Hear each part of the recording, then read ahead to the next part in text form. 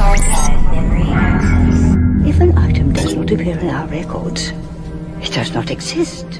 In 1983, fans sat in theaters across the globe and watched the credits roll for The Return of the Jedi as the story of Star Wars came to a close. For nearly a decade, nerds tirelessly racked their brains wondering, is this the end? But on May 1st, 1991, Heir to the Empire by Timothy Zahn hit bookshelves and The Force Awakened. Sorry, not like that. I got Heir to the Empire the day that it came out, and of course it's got the little band across, special introductory price. And all of a sudden there's a trilogy of books called Heir to the Empire. Blew our minds. Like, how could there be more? Star Wars fans dove back in head first to the galaxy far, far away, reuniting with our galactic heroes and some brand new faces, all of whom would make their mark as legends in the Star Wars mythos, like Captain Paleon, Talon Karrde, Mara Jade, and Grand Admiral Thrawn. Heir to the Empire reached #1 on the New York Times bestseller list and launched a trilogy that sold a combined total of 15 million copies. The trilogy is largely credited with revitalizing the franchise, being called influential, groundbreaking, and making history as the biggest event in the history of Star Wars books. 33 years later, the legacy of Heir is still felt throughout the Star Wars galaxy, with Grand Admiral Thrawn being the big blue bad guy of Star Wars Rebels, the launch of numerous Thrawn books helmed by his maker, Timothy Zahn, within the new canon, and his live-action debut in Disney Plus's Ahsoka. About Thrawn's return as heir to the Empire. The book was a feat in the legacy of Star Wars storytelling. With all of this in mind, Tales from the Archives is thrilled to jump into part 1 of Star Wars Heir to the Empire by Timothy Zahn. So pop some popcorn, throw a force-dampening alien lizard around your neck, and tune in, because if it's not in our archives, It does not exist. Hello there, everyone, and welcome back to Tales from the Archives. It's okay, Connor. I forgive you. Welcome back to Tales from the Archives. I'm Grayson of Mortis FM. We're back. Everybody, riff, raff. Who's that guy? Did you point at me? I did. I'm Grayson of Mortis FM. Hi, I'm Will. Hey, guys. What's up? Who's that handsome lad in the bottom corner? I'm Seth from Beyond the Dune Sea. Yeah, he is. And the bearded man. And I so rudely interrupted Grayson. I'm Connor from Beyond the Dune Sea as well. I'm sorry. Well, I believe this has been... Honestly, I feel like I'm really excited about this, not only because I've really enjoyed reading this book, at least the first half of it, but also because I think the stars aligned. It was God's will, fate, whatever you believe in, that this was the book that was chosen in the poll. Because, I mean, literally within 2 weeks of this being confirmed of what we were going to do, we went to ICCC and we had a plethora of tales with Mark Thompson and, of course, the creator, the author of this series, Timothy Zahn. So yes. I'm pumped to finally be doing the coverage of this book. Hold up. Michael Kramer says, "What's up, boys? Grayson, keep an eye on Seth with a $4.99, or Hannah from the Rayside would say $5 dues." Michael, thanks for being here, buddy. Michael, why do I need to keep an eye on Seth? Because he doesn't like. He's I'm a loose cannon. Little guy down there. It's true. Seth Solo. Is that your salacious beat? That was crazy. That's amazing. The sound if you're at Spirit Halloween and you step on one of those things and the skeleton. Yeah. That's the sound it makes. Oh my goodness. Yeah. How many? I can't see how many people we have in the chat, but Will, could you report? 14. We got 14 people. Also, thank you for saying happy birthday for belated me, Michael. Appreciate ya. Belated me. Yes. Well, it is quite the delight. Yeah, like Grayson said, to be talking about this. The stars did align. Mm-hmm. With how many people listen to the audiobook, by the way? I did half and half myself. Yeah. It was read to me by Mark Thompson. Before we even get into this, I think that Mark deserves an incredible amount of credit for this. Holy smokes. He nails everybody. He does. Everybody. It's unbelievable. Like, I would get to a chapter with like Admiral Akbar, and it's flawless. And like C-3PO, it's flawless. Han Solo, flawless. You get to Lando, flawless. It's wild. I don't know how one person could do all of those voices so perfectly. It's amazing. It's amazing. Mark needs a raise or a promotion, or he needs to be in more stuff, because he is truly like he's incredible. Thespian. Say it again, Seth. He's a thespian. Yes. Yeah. Like I listen to I want to say I listened to out of the 16 chapters we read, I probably listened to about 5 of them in the audiobook form. I'll be honest, I personally enjoy reading the book first, and then I fully intend, when we finish this series, I will be going back and listening to these as audiobooks, like during drives and stuff, because it's like, okay, I've already read it, I know what happens, I can kind of turn my brain off a little bit. But I mean, Mark Thompson, everything that he does, like you said, I'm a big fan of his Han Solo. I love his Han Solo, dude. I just think I'm a big Han guy, and it's just any Han chapter with him, I'm like, man, when I listened to the chapter, I think it was chapter 3. We'll get to it in a second, and it's the first chapter with Han and Chewie, and I was just like, I just had the biggest smile on my face, because I was I felt like I was at home, you know? Yes. That's how I feel too. And when you, especially in the audiobook as well, it's like you have, not only is he nailing everybody's voices, but then the music is playing too. So good. And it just feels like, the like sound effects too. Home, it's great. It's awesome. Dude, it's really awesome. good. Well, hey, hold on. Before we move on, I just wanted to shout out Star Wars Nerd. So kind with the 5 gifts. Way too kind. Oh. Thank you. Thank you, homie. What Appreciate a legend. you. Get them members. What is gifting memberships? I'm not a streamer. So he had I don't to know what that explain this means. one to me. This is like it's so you know how you could become a member, right? Yeah. On somebody's channel. So he gifted 5 memberships to 5 people who are in the chat.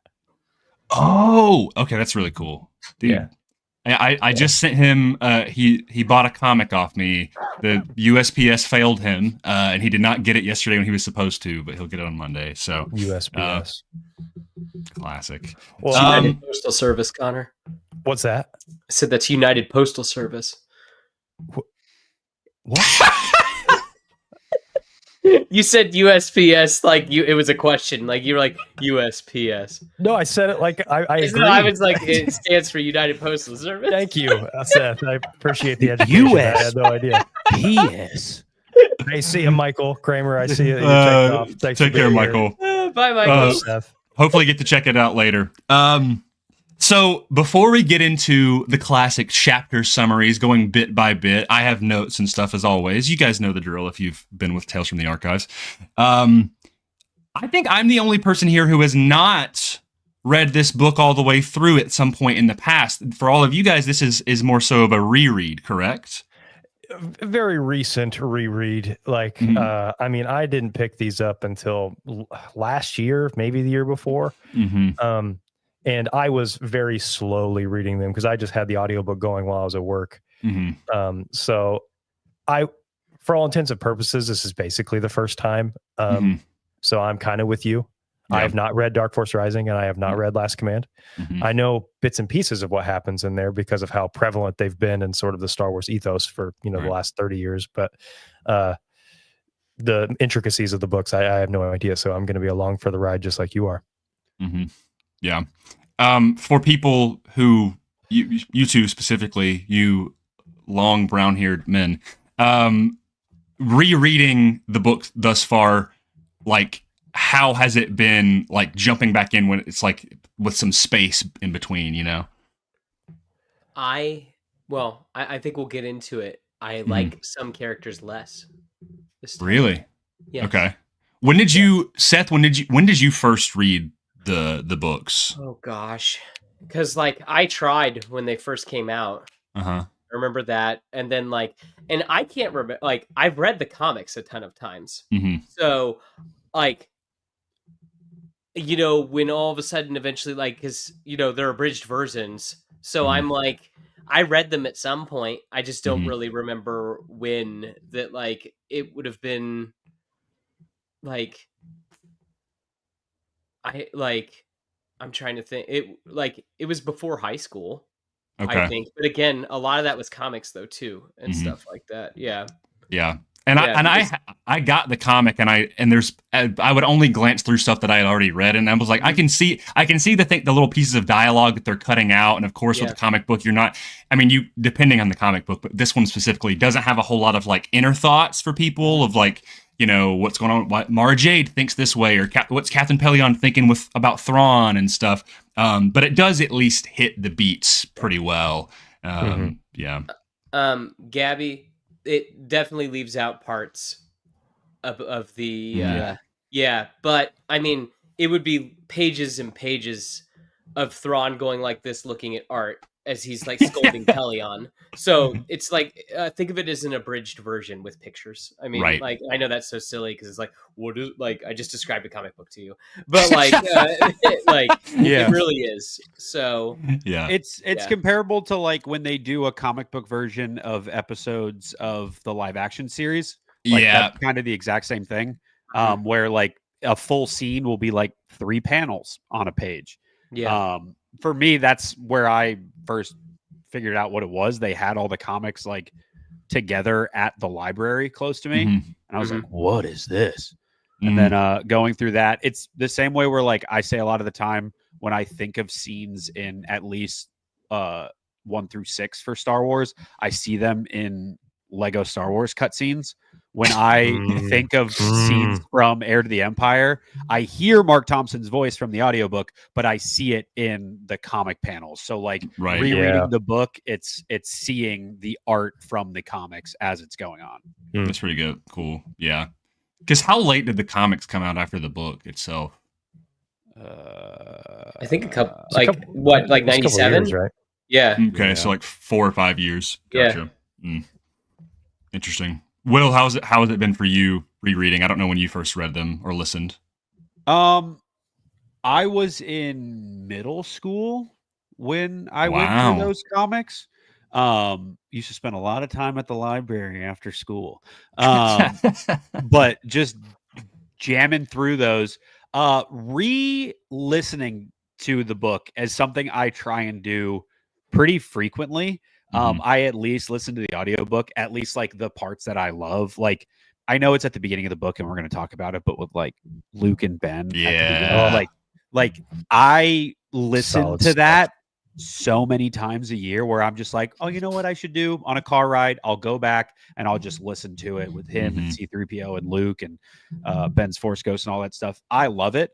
Going back, I think the coolest part was, and not to brag on behalf of the 4 of us, the coolest part for me was like after meeting Zahn and Mark in Nashville at the con, like reading this from the perspective of being like, oh, now I can, because you can always like put a name to the face of who the actor is or like watching their interviews, but actually spending time and talking to them. And for the amount of time that we actually did talk to both of them, it was very cool to then listen and read their content, what they created for Star Wars fans, with that in mind.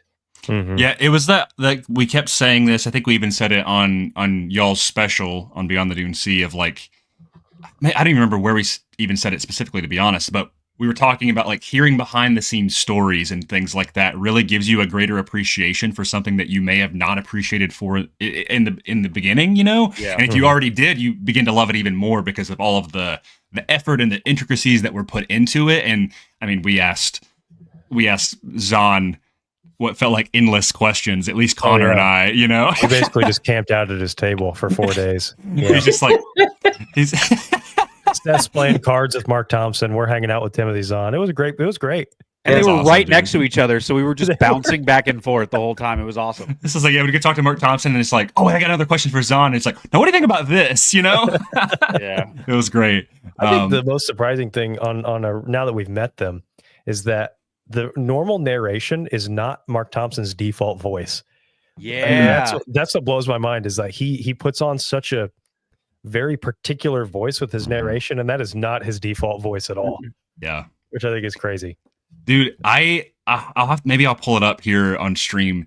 I found, I'll have to find it maybe a little bit later, just because I don't want to waste our time here. But I sent it to Will. I didn't save the picture, but it was something to do with Mark Thompson back in 2015, and it was so random. Like, it was such a random thing as I was searching.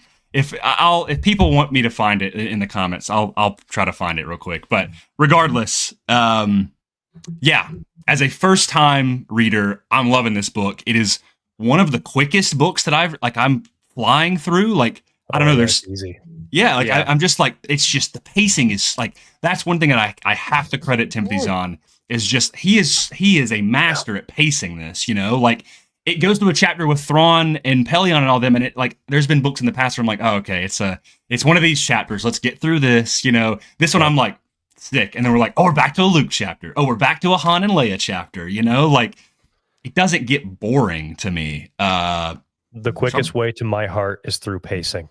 Yeah, and this book nails it. Nothing so can good. extinguish my love for something more than bad pacing, and nothing can ignite my love for something better than good pacing. I can overlook a lot of bad if it has solid pacing. And fortunately, this book has both awesome pacing and awesome everything else. So it's pretty sick. Well, with all of that said, all of that in mind, I figure we'll just go ahead and jump into yes, Will? Hold on. Sorry. It looks like, oh, wait a minute. Sorry. It says incoming transmission.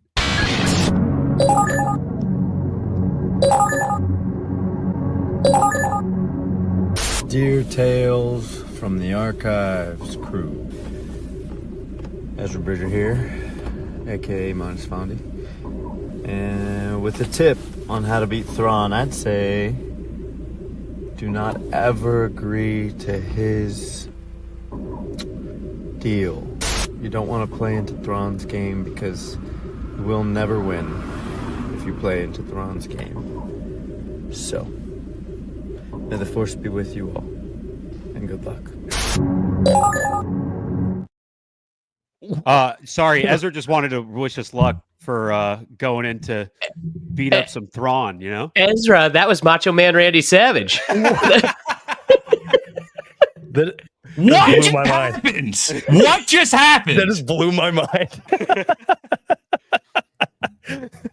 Wow. Ezra Bridger, dude. That's the guy. I mean, he's not in the book, but well, he's got a history with Thrawn. Yeah. Yeah. He knows Makes a thing or sense. two. 9 years with the guy. Wow. Yeah. I don't know if I can continue now. Yeah, I think Grayson's over there like questioning his existence, and wow. Okay. Yeah. Well, guys, enjoy the book. We're gonna head off here, and the notification came up. I had to click it. I'm not gonna not click it. I get it, man. Sorry. Wow. I need. Okay, yeah. All right. That's chapter 1.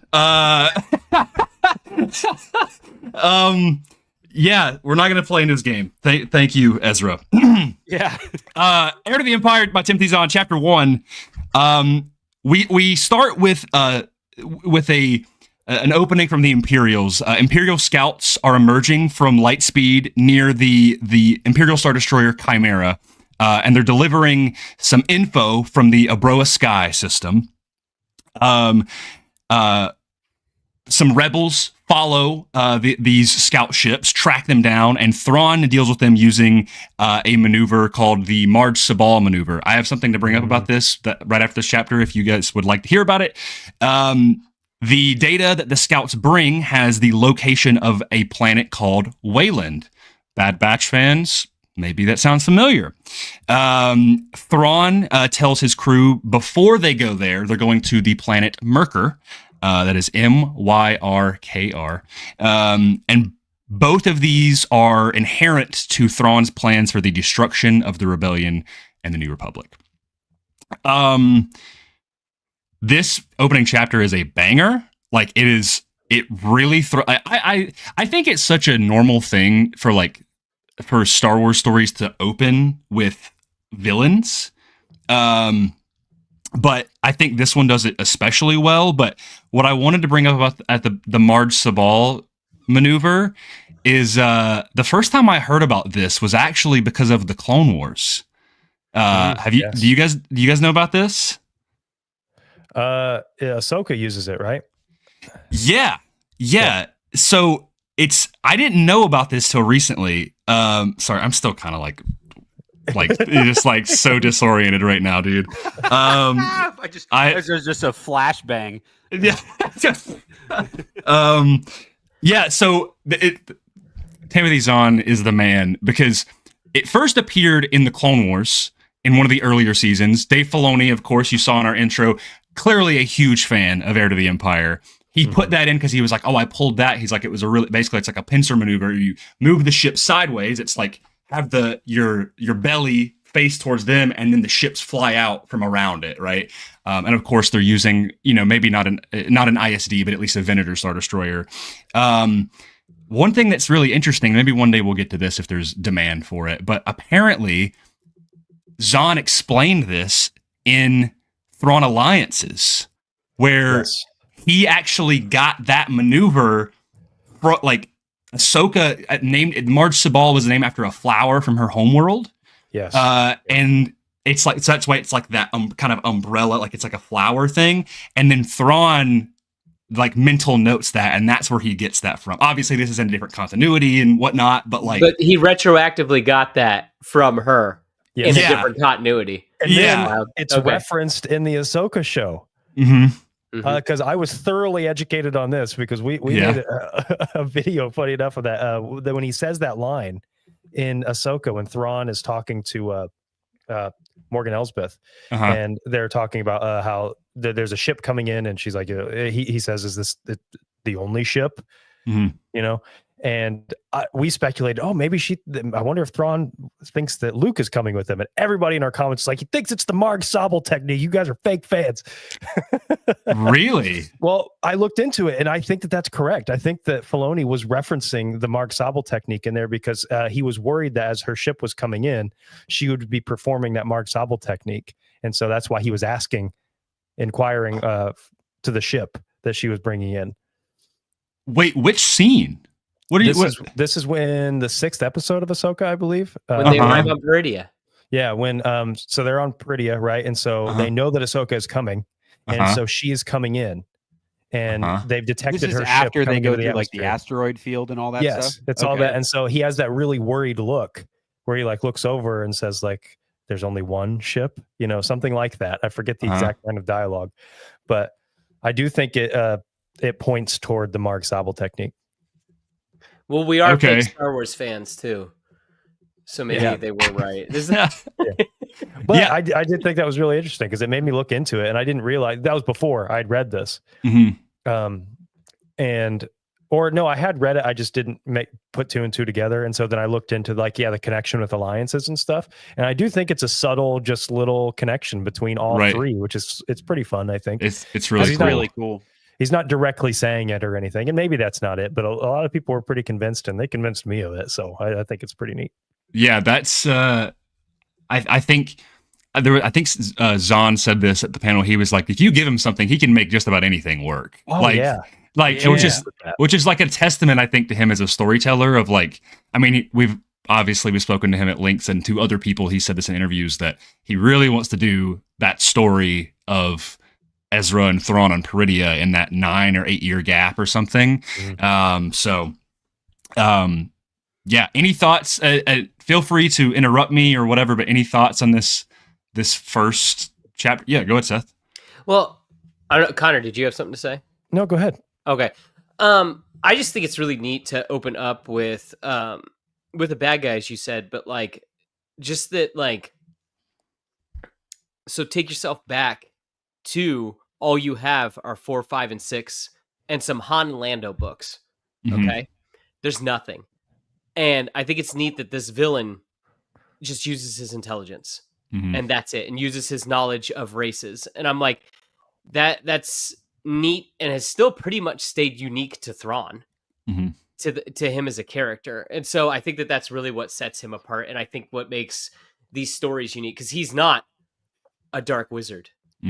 If you will. So he's terrible villain. So he might be a terrible villain. He just might. He doesn't. That's a pretty big tick on my villains tier list thing. Hey, well, lo and behold, he gets one a little bit later. So, Yes, he does. Yeah. Go ahead, Connor. I was to say, to piggyback off Seth, I think what Zahn does brilliantly through this first chapter is exactly what Seth said. Imagine yourself in this place. Zahn explicitly, I think, draws that connection between Thrawn and Vader and Palpatine many times. In fact, in this first chapter, Pelion even kind of criticizes Palpatine's obsession with the Death Star, and later Pelion brings up his own idea, in one of these other chapters, and he gets real worried about it. And Thrawn even says, like, "You've served too long under Lord Vader, Pelion."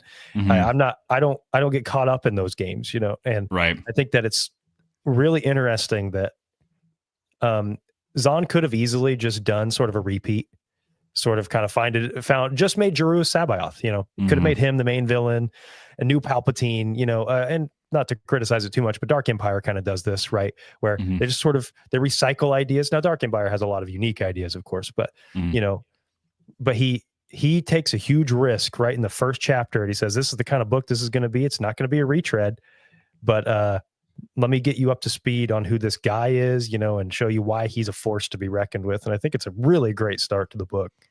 I think Zahn has said somewhere, maybe it was even at the con, I don't know, he said it multiple times, of like he wanted a villain that inspired like fear and loyalty, like because Vader, it's that physical like man in dark black armor, right? But it's like this is someone who is not only a tactician, but he inspires loyalty to the Empire, especially when they're in disarray. And I mean, for lack of a better comparison, he's essentially the Empire's Sherlock Holmes. Like that's, and I believe either he said or many people have drawn these similarities that him and Pelion are essentially Holmes and Watson, but for the Empire, which is that's interesting. I haven't thought about that.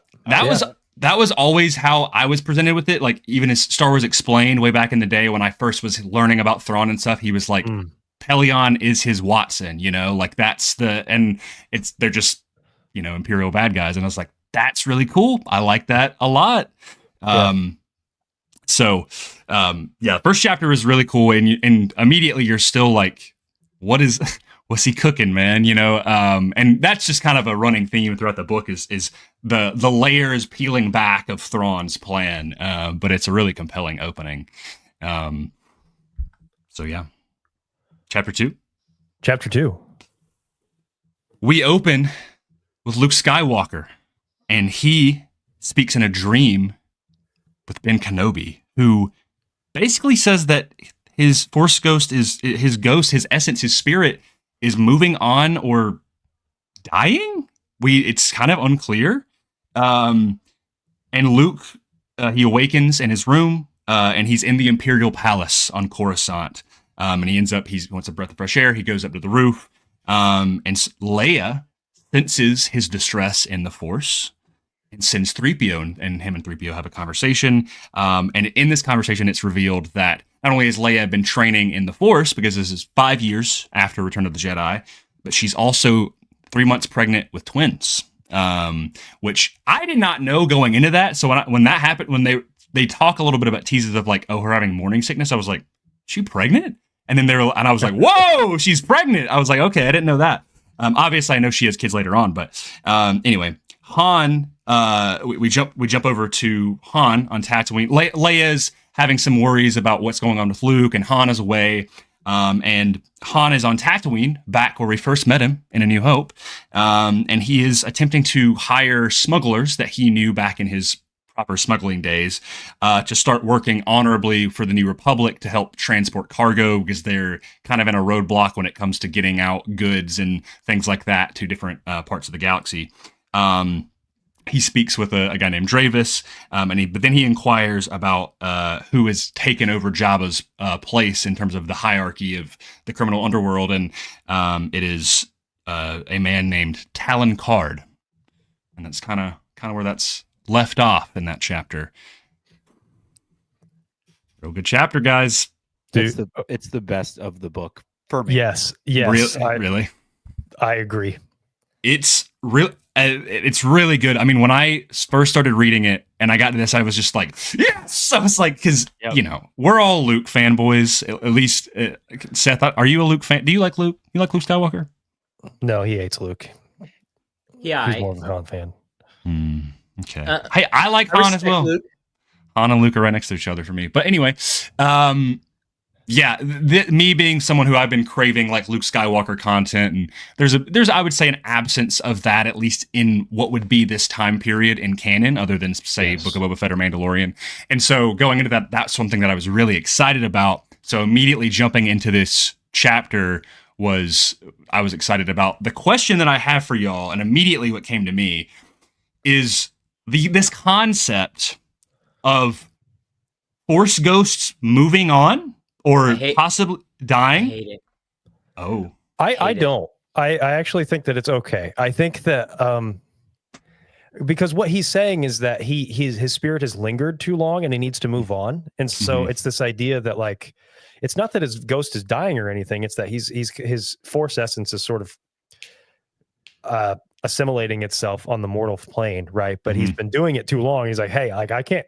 It's about time I actually move on to, you know, being one with the Force. I'm not quite there yet. I've been helping you out all this time, and I'm growing thin, you know. So now it's time for me to move on. I like the explanation in canon as well, where you know the Force ghosts can just kind of exist eternally because they are one with the Force and they found that way to sort of create their being.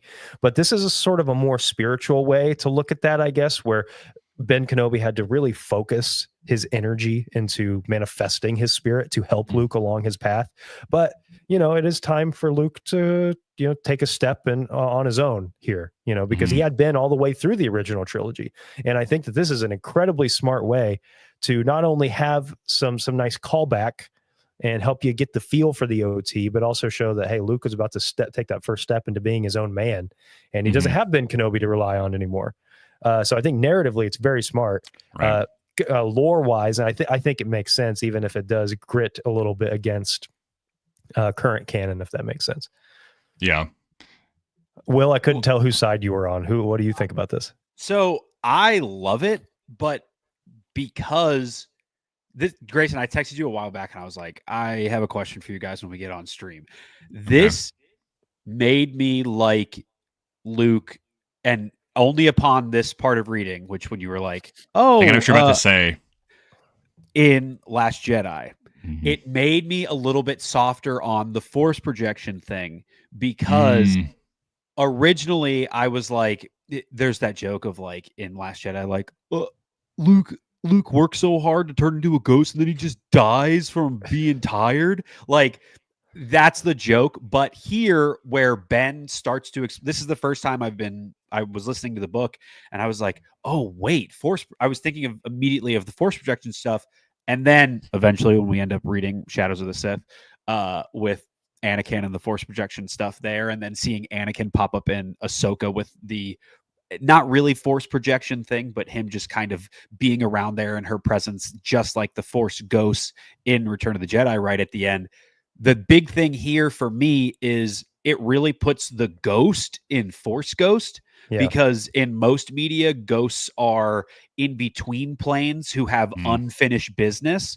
And that's what I like here, where Ben's like, my job's done. I don't need to be here anymore. You did what you needed to. You defeated Darth Vader. You brought balance. Now I can go, and I don't need to be here anymore. My purpose is done. And that's why Luke can go on by himself. The same thing for me, Last Jedi, where he puts himself into the Force essence to be able to do that Force projection. The Force balances out, and then he's able to back off. My job here is done kind of deal. I know he does end up popping up in Rise of Skywalker later on as a Force ghost. That's where the Force ghost thing is kind of like, they can kind of pop up whenever they need to now in canon, like Qui-Gon at the end of Kenobi, which I don't hate as long as it works. The big thing for me that I don't want to see is it's not like anybody who dies can become a Force ghost just because they're a Jedi. Like, we all love Kanan. Okay, Grayson? but I don't want, and I know you feel the same way. I don't want to see Kanan return as a Force Ghost in Ahsoka season 2. You know what I mean? Sure. I'd love to see it in a different way as like one of the Loth Wolves or something else. And there's a different way for him to do it. But the whole thing is like, they've all been taught, and it gets iffy on the whole Anakin thing, where I know he's the chosen one, and like he can kind of, because he's so OP, he can do whatever he wants, and they teach him in the dying moment, and then he I was about to say there's a short story about that. Yeah, that's what exactly like that in the it's a certain point of view, right? It's in the Return of the Jedi one, yeah, where it's like they write that in, and it's like right as he was dying, blah blah blah. But like for Kanan, I don't really see, unless it was Yoda popping in and being like, hey, this is how you turn into a Force Ghost, come back later on. I don't really need it. I do like when we see Force Ghosts or like Ahsoka in the World Between Worlds. That's when you get to interact with all of those people, dead or alive, however it is. I do like that aspect, but that's neither here nor there. This is by far the best scene in the book for me as a Luke Skywalker nerd. But this goes to first chapter, second chapter is such a great 1-2 punch to start off this book. It's so, and there's a lot of times where people say this and it can mean different things to everybody else. It's so Star Wars, where right after the original trilogy in the 90s, like to have somebody in Timothy Zahn who can pick up and make Star Wars content that feels almost exactly in a book like it would be in the original trilogy for those. And the prequels aren't out at this point. Yep.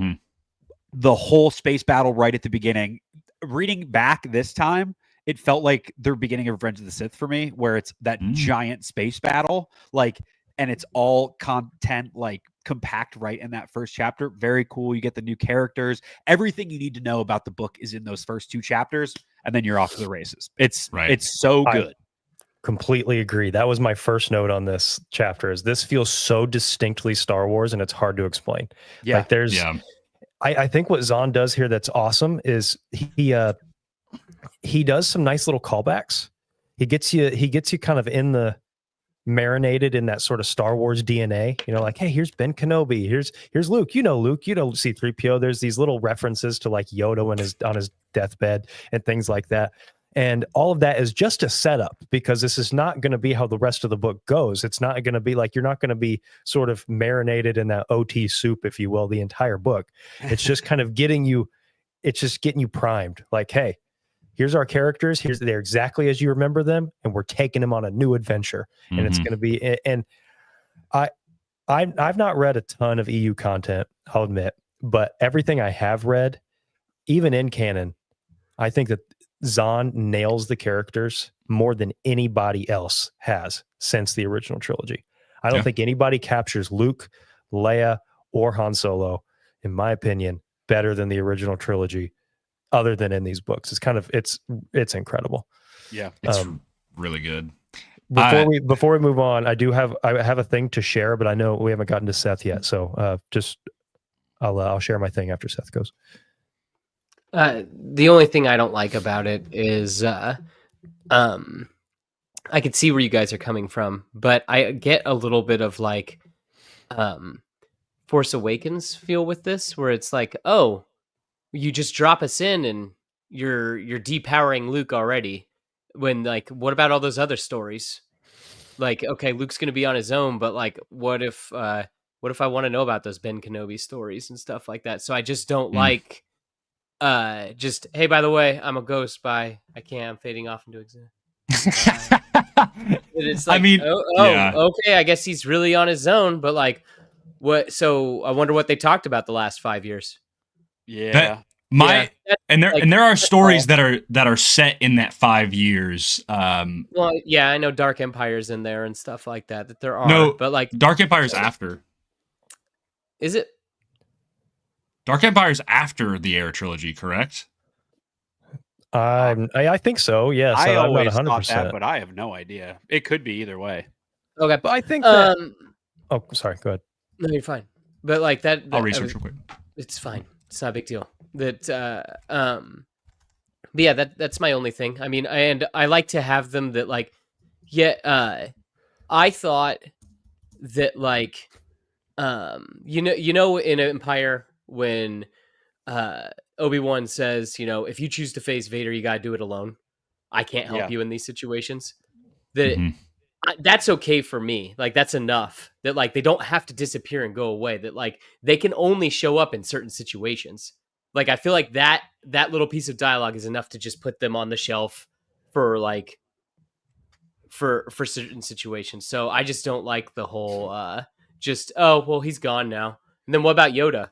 Did we just didn't even okay.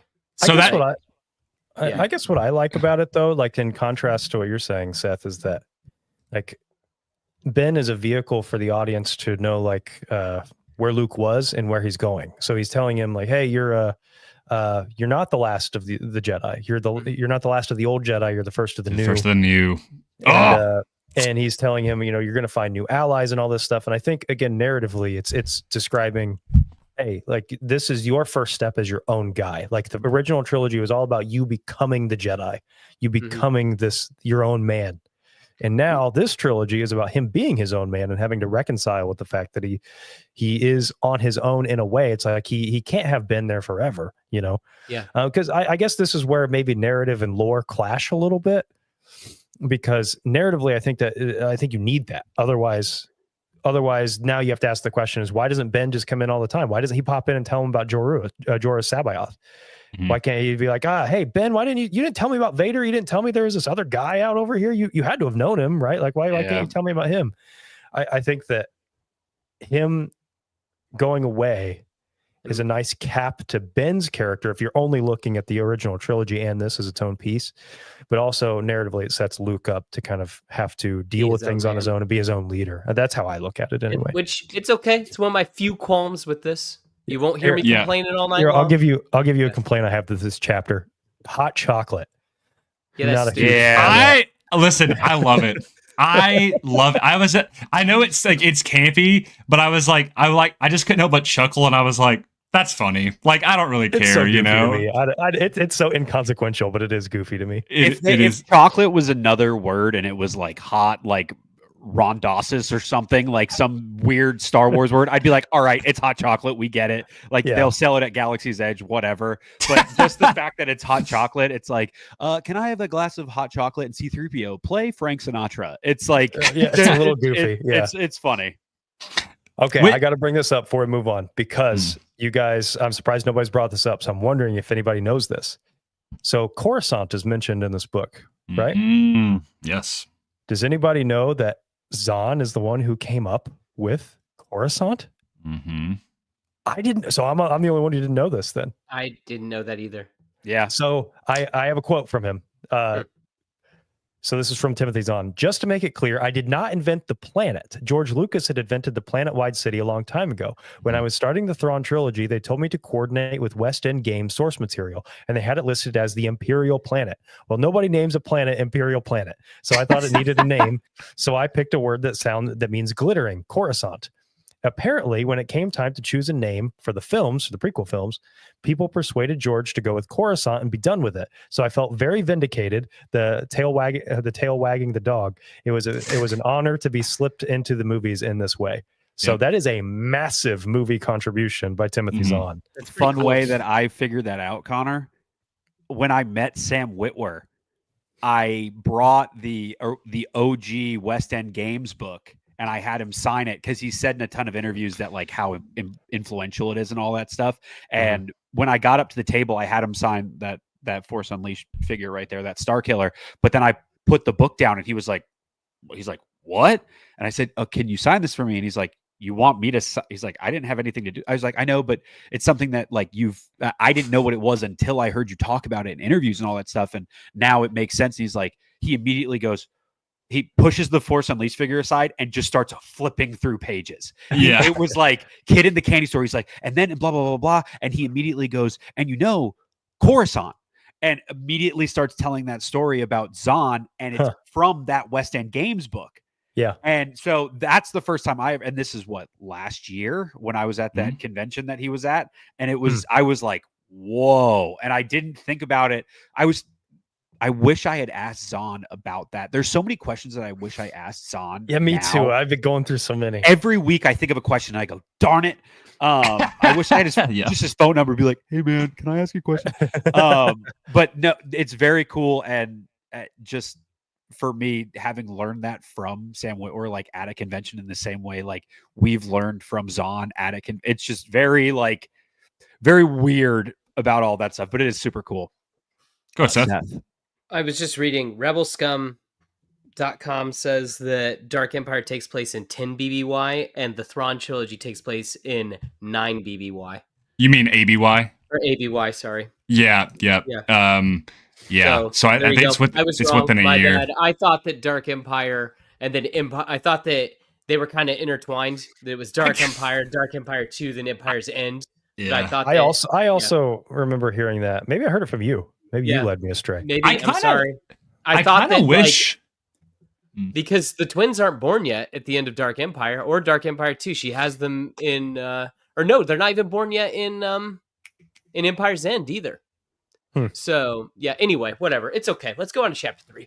Chapter 3. Yeah. Well, I was gonna inject a little bit of my thoughts in the Force Ghost thing because I didn't really get and mine is I'm somewhere in between. I like the narrative reason why. I personally kind of chalk it up to I can kind of liken it to how Force Ghosts kind of work in canon, where it's like I think it was at that point, like I could see. We think about Qui-Gon and Kenobi of like, oh, you simply were not ready to see, right? I view this as the inverse, where it's like there is nothing left I can teach you, like truly, like, and because and Yoda, obviously Yoda hasn't shown up, and I think about I thought you were going to bring up Last Jedi, Will, with Yoda and the way Yoda pops up, because the way Yoda pops up in that movie is like Luke hasn't seen Yoda ever, or like in a long time, right? Like that's what you assume.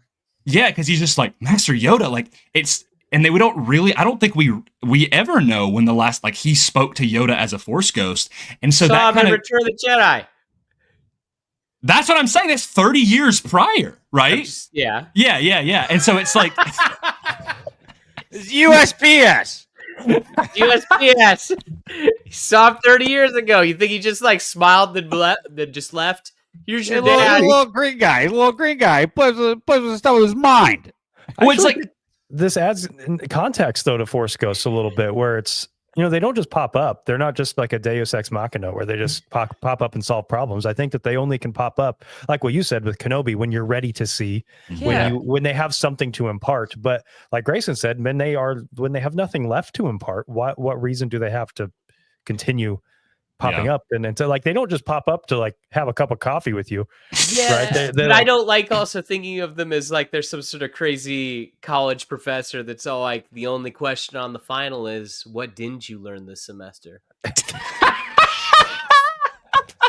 I don't want that. Exactly.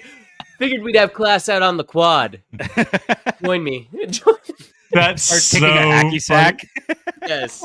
On the flip side, I will say initially what this did remind me of is the dark side ending of The Force Unleashed with the Tatooine level where where Starkiller kills old Ben and then kills old Ben's Force Ghost. Yeah. And I was like, is that what's happening? Did Starkiller just be like, I'm gonna kill you again? But I truly think it's more of a thing of like, and there probably is something down the line where Ben shows up again. I'm almost certain of it. Like, I'm sure there's probably a thing where he's like, oh, maybe he's not fully gone, but for all intents and purposes, it's like he ain't going to be showing up, It almost happens even in that chapter where he's like, hey, see ya. And then Luke says something. Mm-hmm. And then Ben like almost pops back up. He's like, well, hang on now. Let me correct you. Like, I don't remember what he says. What does he say? I've got it right here.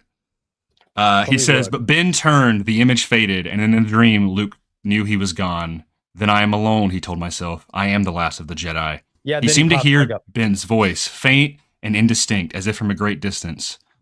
Not the last of the old Jedi, Luke. The first of the new. Yeah, it's almost like Ben he left. He was walking out the door, and then Luke said some pouty thing. He's like, okay. Well, no, you're not the last one. Chill, but that's what it makes me think of is like if he ever needed a new lesson to be learned, maybe he could pop back up. Why not? Maybe. Right. It's just like Yoda. Yoda's like ready to die. He's laying down. He's like, yeah. It is kind of like that. yeah. And then he Okay, like wakes up. He's chapter like, yeah, chapter 3. We gotta move on. Yeah, we do got to get a move on. Sorry, guys. Sorry. There was one last thing that I wanted to bring up. We had just finished The Living Force when I started reading this book, and there was a really cool line that I just thought was so Qui-Gon coded, which is basically the entire lesson of The Living Force. I even talked to Mark Thompson about this, but he's talking to 3PO, and Luke says governments and entire planets are important, 3PO, but when you sift everything down, they're all just made up of people. In other words, a Jedi can't get so caught up in matters of galactic importance that it interferes with his concern for individual people. And I'm like, that literally is the entire mantra for The Living Force. So Luke and Qui-Gon, 2 peas in a pod. That's all I'm saying. True. Chapter 3, we mentioned Talon Card. Well, we're starting off with him. Guys, can I say something really? Well, never mind. You read it. I want to. Yeah. Okay.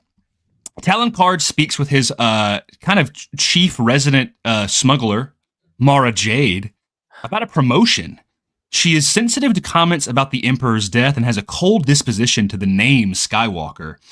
Pelion abruptly arrives on the planet, at least in a Star Destroyer, looking for the native creature, the Isla Miri. Talon Card offers to help transplant it from the trees as a kind but watchful gesture. And that's all for chapter 3. So I love Talon Card in the audiobook because he sounds like Puss in Boots. Yes, he's got that Spanish accent. He does. Like, come in, Mara. You know? Exactly. Yeah. Oh, it's cool. I didn't know that I needed to talk to you. Do we Talking about Last Jedi, it sounds like what's his name? DJ? What? Yeah. Mm-hmm. The dude in who they have to go find on. Was it Benicio del Toro? Yeah. I just like I think Mark Thompson's just doing an Antonio Banderas. That's what it sounds like. Yeah. It's like, Yeah. I was thinking about the I mean, I don't know if you guys saw in our video or not as well. Did you see who is the physical portrayal of Talon Card? Bro. I didn't notice that until you pointed it out, but yeah. Yeah. For the CCG, the customizable card game. Yes, that's what that Mara picture was from. Yep. It was Talon Card. It's Timothy Zahn. Was it really? It's Timothy Zahn. It's him in the they used him for the I don't know how they got it. Yeah. But It's I wonder cool. if I can pull it up. I was about to say, please pull it up.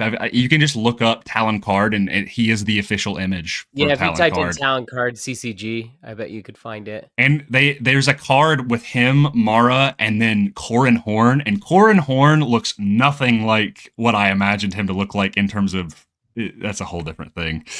Talon Card doesn't look anything like I thought. I started reading the comic not long ago. I don't know why. I pictured him like Vizago from Rebels, like something like that. You thought he was an alien? Yeah. Oh. Yeah, I just thought he had like horns or something. I don't know. I don't know why. There's nothing to describe that. Yeah, I think that's so fun.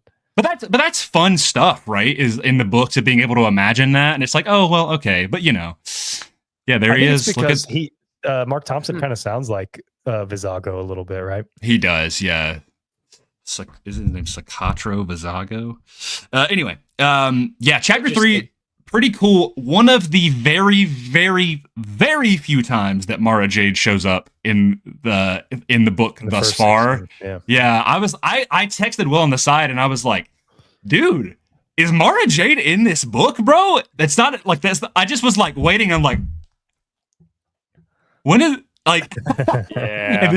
But that being said, if I were reading this not knowing who Mara Jade was and reading this for the first time, I'd be like, who is this chick? Like, the suspense would be so cool. Like, and it still is, like, putting myself in that mindset. I'm like, man, like, I'm sure whatever I don't know how this reveal will happen or whatever, but I'm like, I've kind of got a semblance once we get towards the end, the chapter 16, kind of got an idea, but it's cool stuff. Very good stuff. I mean, you have to wonder, I think, as a first-time reader, why is Zahn dedicating an entire chapter to these two characters? Yeah. You know, like, and I think that's fun to look at that and like, oh, something's here, you know, we're building to something. And of course the breadcrumbs of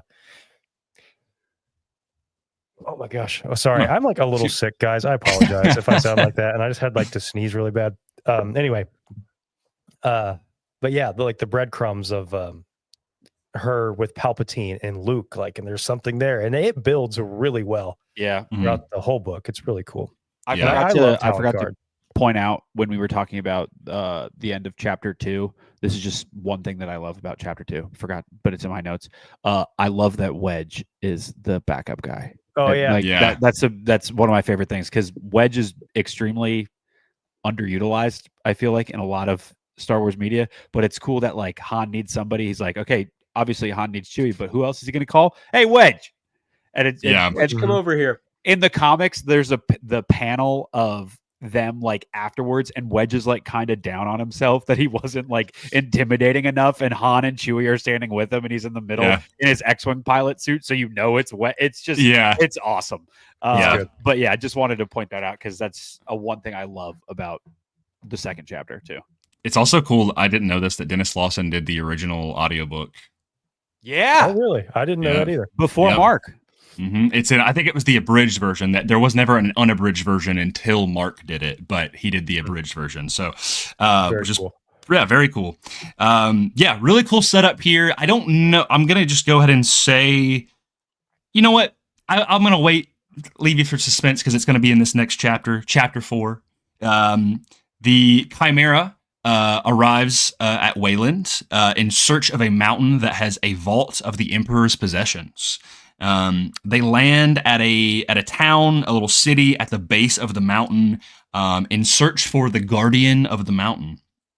After they kind of land in the square and they start threatening people, they attack a house. An older man shows up and guides them to the crypt where they find the guardian has been dead for some time, which I'd like to talk about this in a second.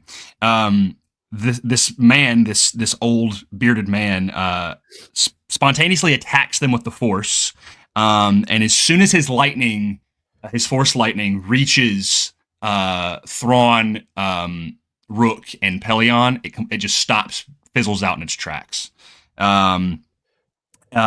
This is because the Ysalamiri has a innate ability to suppress Force abilities in kind of in a bubble, if you will, which is So it's like right, which is kind of that's a controversial thing as well. We'll get into that in a second. But they end up negotiating with the man who they find out, or Thrawn deduces, is Jor-Us Sebaoth.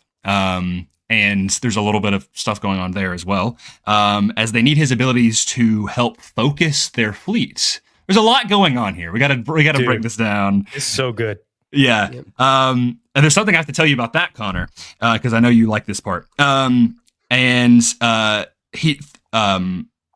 Sabaoth does not seek power like the Emperor. So Thrawn instead, he gives the proposition of bringing the Skywalkers to him, because what does a Jedi want to lead more, or a dark Jedi want to lead more dark Jedi or Jedi? And Pelion is hesitant, and he's kind of the skeptic in this book. Pelion's kind of like, but he's going to go along with Thrawn's plan, and that's chapter 4.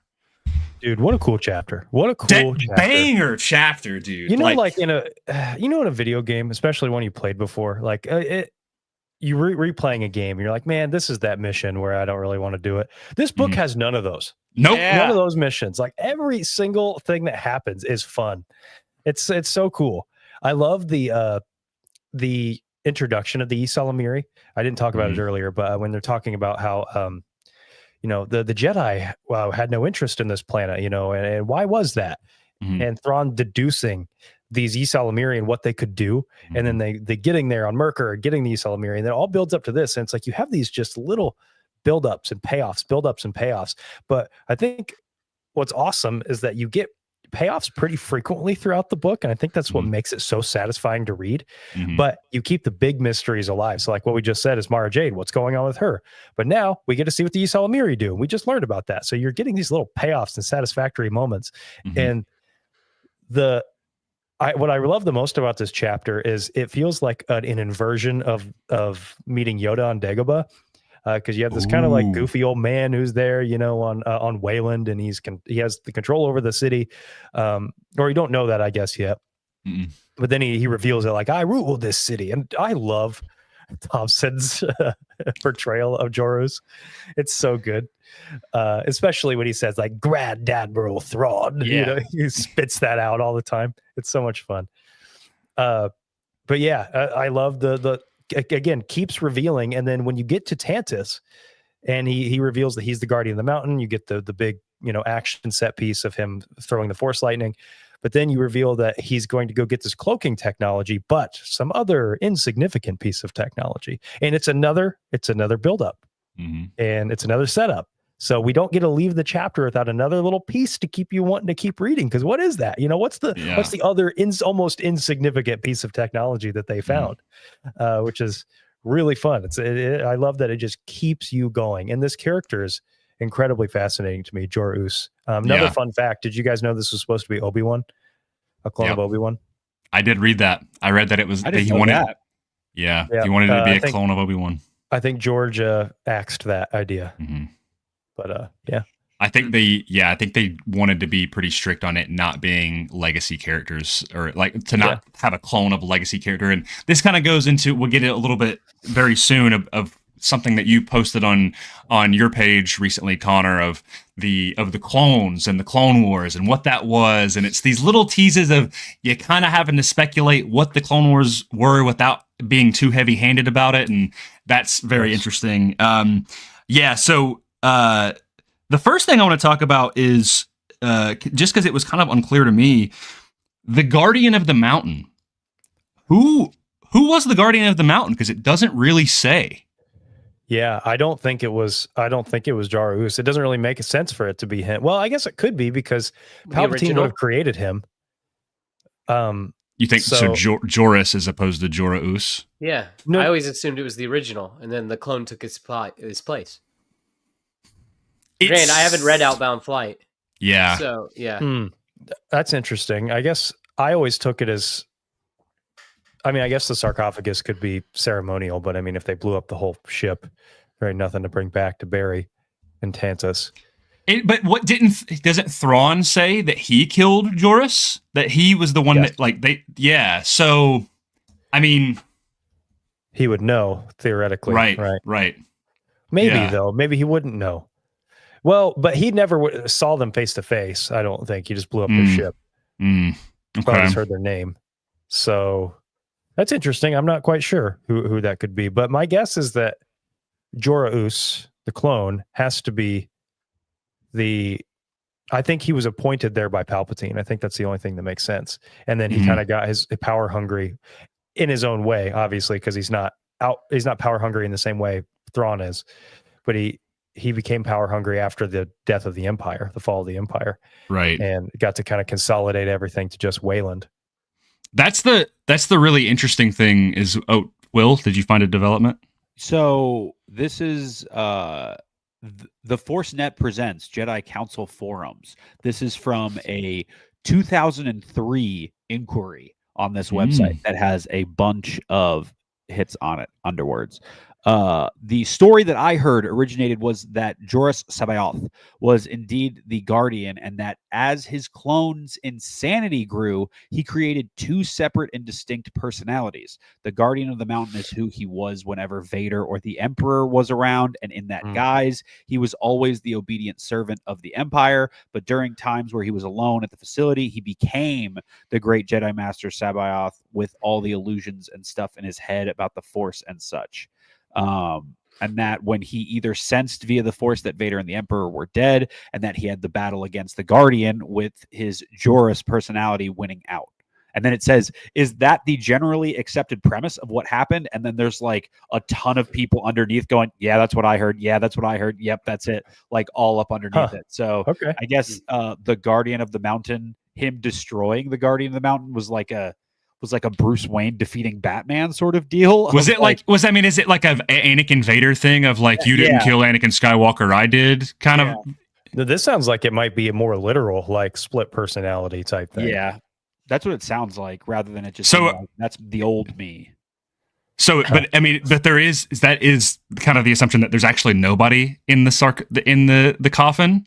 Yeah, I guess. I don't know. Maybe because Jor-Us is crazy. He built that. I killed this guy. Right. That ain't me anymore. I used to be that guy. Yeah.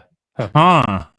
Yeah, because it is just it just says it's a large rectangular block of dark stone in the center with candles surrounding it. So you don't really see. My list of questions to ask Timothy Zahn. Yeah, there you go. We got to start asking them. Prep for next ICCC. Yes. Okay, that was the first thing that I wanted to ask about that. The next thing is, what is everybody's take on the Issa Lamiri and their natural abilities to block the Force? Another thing that Seth doesn't like. Sorry, it just opens up too much of a can of worms. Right. That's all. Because like the Vong get really obnoxious, and I know this was like the pathway.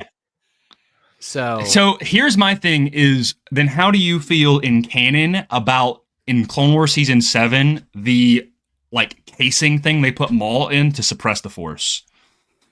I mean, there's only one of those.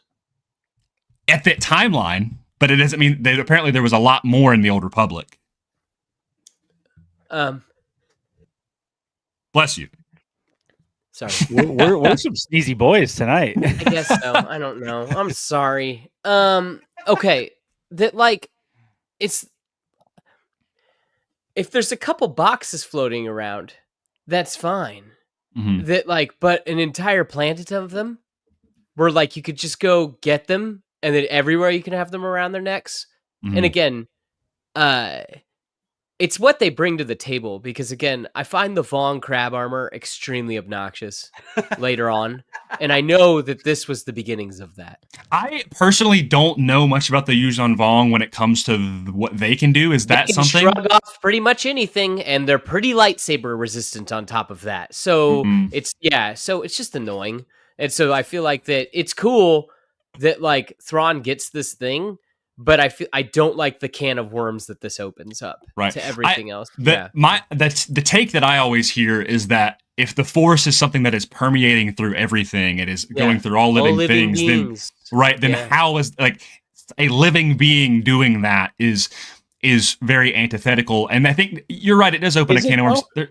Is it? Because I don't think that they're creating like an anti. I think they're just maybe they're just using the Force in their own way to push it away. Yeah, they just push it. That's all they're doing. Like that's why the lightning like arcs around them. Basically, think about Yoda. Think about Yoda catching the Force. You know, these creatures have that's their innate ability is just to kind of create a bubble.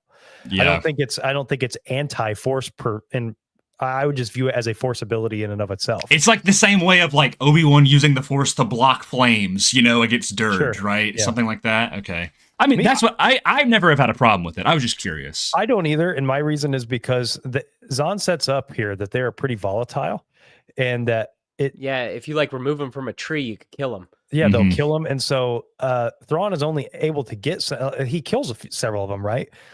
By mistake, or does he do that? I don't remember. They skip over the process, basically telling Card is like, let me send out some dudes for you. Let me help you out. All right. You have to like carefully remove them.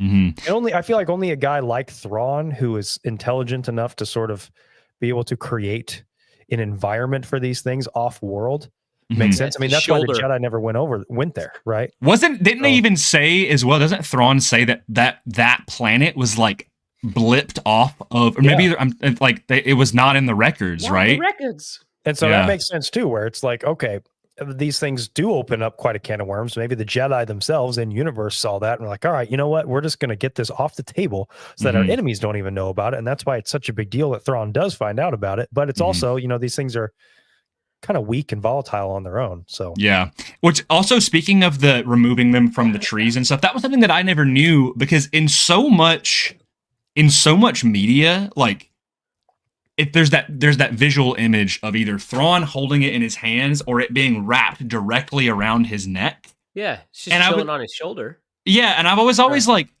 oh, well, that's not right, because he like in the comic book, we talked about this on the phone the other day, that he has a backpack that they're like sitting on this backpack that they're like almost like embedded in, and I've always been kind of like, or they're not on his shoulders, but they're on the top of his chair, like on the big broad side of it, kind of sitting there.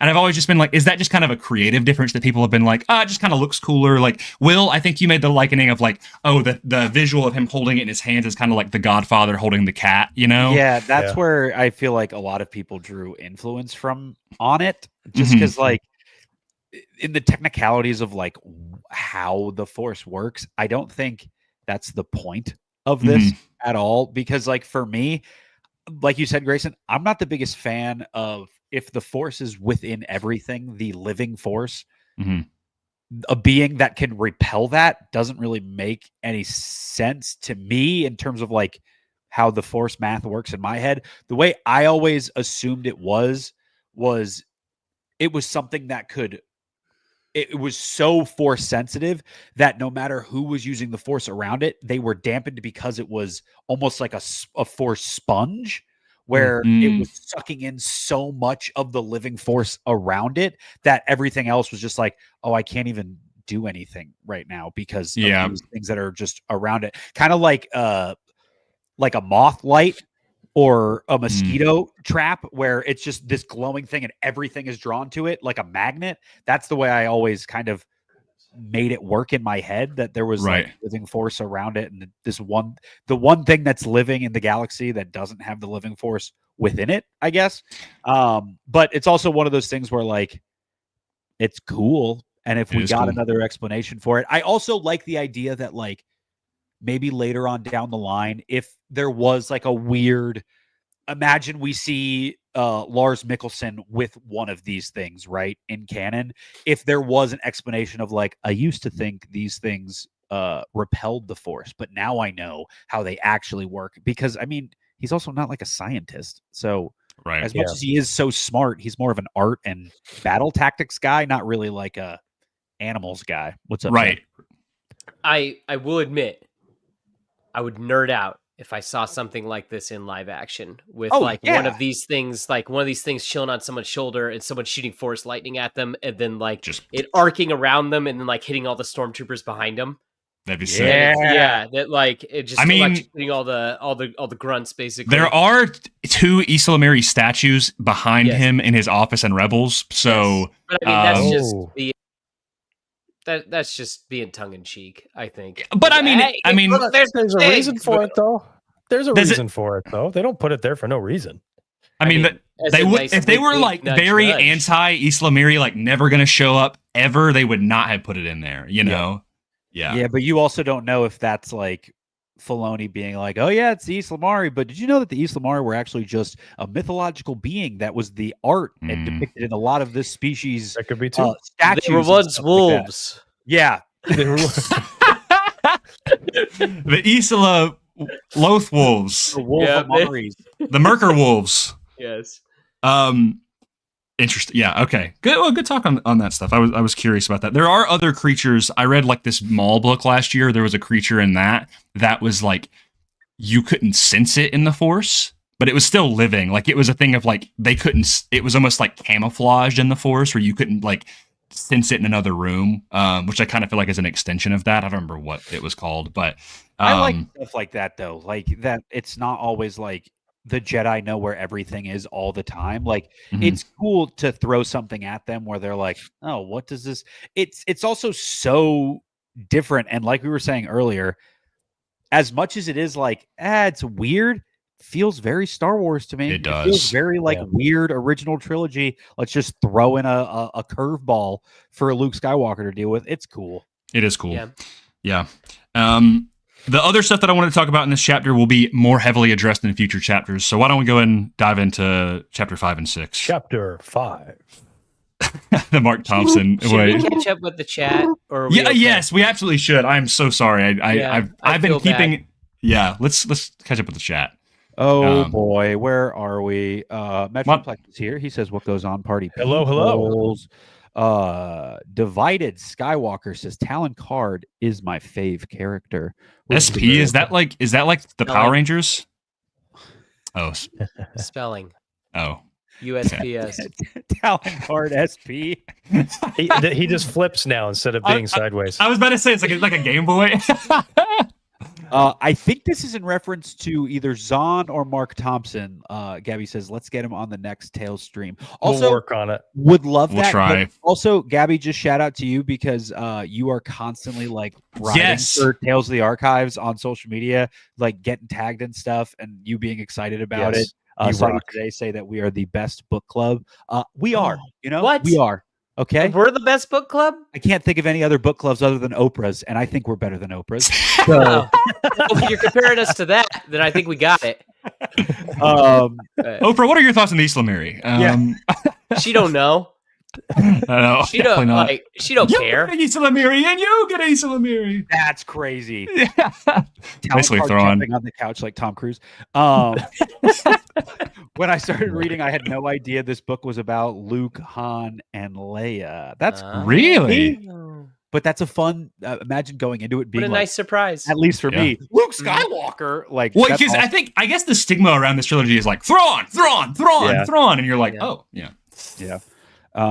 Hey, look who it is! It's Tony. Is this where all the handsome men went You tonight? could have been or- reading this book with us, but you slacked. Yeah, whatever, dude. What do you got? What do you got? A stream or a video or 30,000 other videos to make or something? By the way, this is the great time to announce that this is actually Rebel Collectors episode. I'm just kidding. Oh my god! Yeah, we can do whatever we want, Tony. This is from Guest. This could be YouTube. Just the president of YouTube.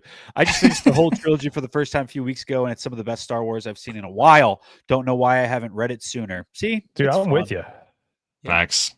I remember I was telling Will a while back, like probably like months ago, and I was like, man, I can't wait to read Heir. And he's like, at this point, you need to just read it yourself, dude. And I was like, no, Yeah, I'm going to wait till we all read it together. Like, it's so good, dude. it is very It's good. fun. And then going, it's what's, I mean, and I know we're like talking about chapters right now, but one thing that makes Heir so much fun is because, I mean, it came out in the 90s. So like, there's been so much that goes back, like retellings of the stories and the audiobooks and the comics, and seeing it in so much other media that it all kind of like the original trilogy and even the prequels for me, every other iteration of how you consume that story makes it better, even for like when we talk about like the original trilogy, and that means specifically the original trilogy, but like the stuff that was like tongue-in-cheek kind of making fun of it, like the Family Guy stuff, or like Star Wars, how it's like every form of media around it, or like the Dak and Binks, like that kind of stuff where it's like Tag and Binks or whatever the heck. Tag and Bink, yep. Yeah, the comics, like that kind of stuff where it's like making fun of it and making light of it. It's awesome. And not to say there's a lot of Heir to the Empire stuff with this, but like we had it in the intro with like George and the Seth Green thing of like him joking around about not liking Mara Jade. Like, right. It's it makes all of it better because we all appreciate it, and it's, at least for me, it's easier to appreciate something, and it shows how much you like it when you can make fun of it. But just with this specifically, like with the comics and even toys and the audiobooks and every other way that you can consume it, it's good every time, and it just makes going back to the actual source material even that much better. Oh yeah, yeah. To see the legacy it's left. And Chapter the 5. last comment I'll bring up is Adam Gilbert says chocolate milk in Star Wars. Okay, we can move on. I think it's called brown milk. I don't know. Sorry. Rancor juice. Chapter 5. We go back to Han. He reports to the New Republic Council, like inner council, what the smugglers have said. Most are hesitant or distrusting. Admiral Akbar and the leader of the Bothans, I believe it is Borsk Felaya. What a tongue twister. They bicker a lot. Borsk Felaya is kind of like the Senator Ziono of this. Like, remember him from Ahsoka, where he was just kind of like the op senator? That's basically what what Felaya is. And then Mon Mothma's like, let's chill, guys. Leia and Han, they briefly speak because he's been gone for a while.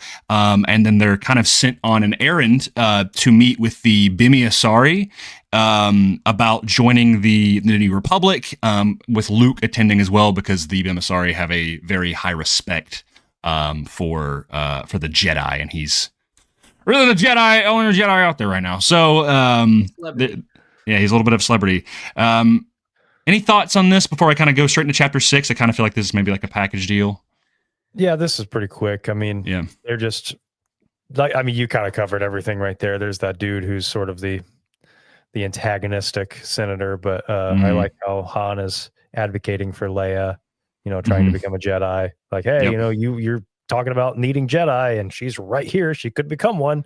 Yeah. And you're too busy sending her off on these missions. So there's a lot of cool stuff. But I mean, like you said, it's kind of a package deal with 6. Right. Yeah. It's very, very set up. And the coolest thing is that, like, they're kind of like, oh, it'll just be like old times, we'll all be back on the Falcon going to someplace, Chapter 6, I put the OT cast makes it to Bimasari. Chewie and R2 stay on the Falcon. They are greeted by the Bimasari, or the BIMs, which, by the way, one of the BIMs was in The Living Force. We talked about that with the last book. They're greeted, but Han is forced to put his weapon on the ship, which is kind of sus, but they don't make Luke put his weapon away, aka his lightsaber. They walk to the... Say what? You wouldn't take a old man's walking stick away from him, would you? Is that what he says? No. I was about to say reference. Okay. Reference. I was about to say, I was like, I don't remember that being in this, but I do remember hearing that.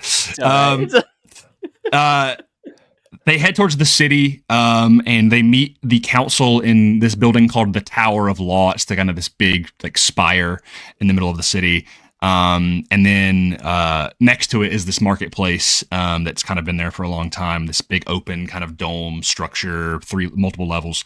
But one of the BIMs informs that one of the counselors is ill, so they're like, "Oh, why don't you go take a look at the marketplace?"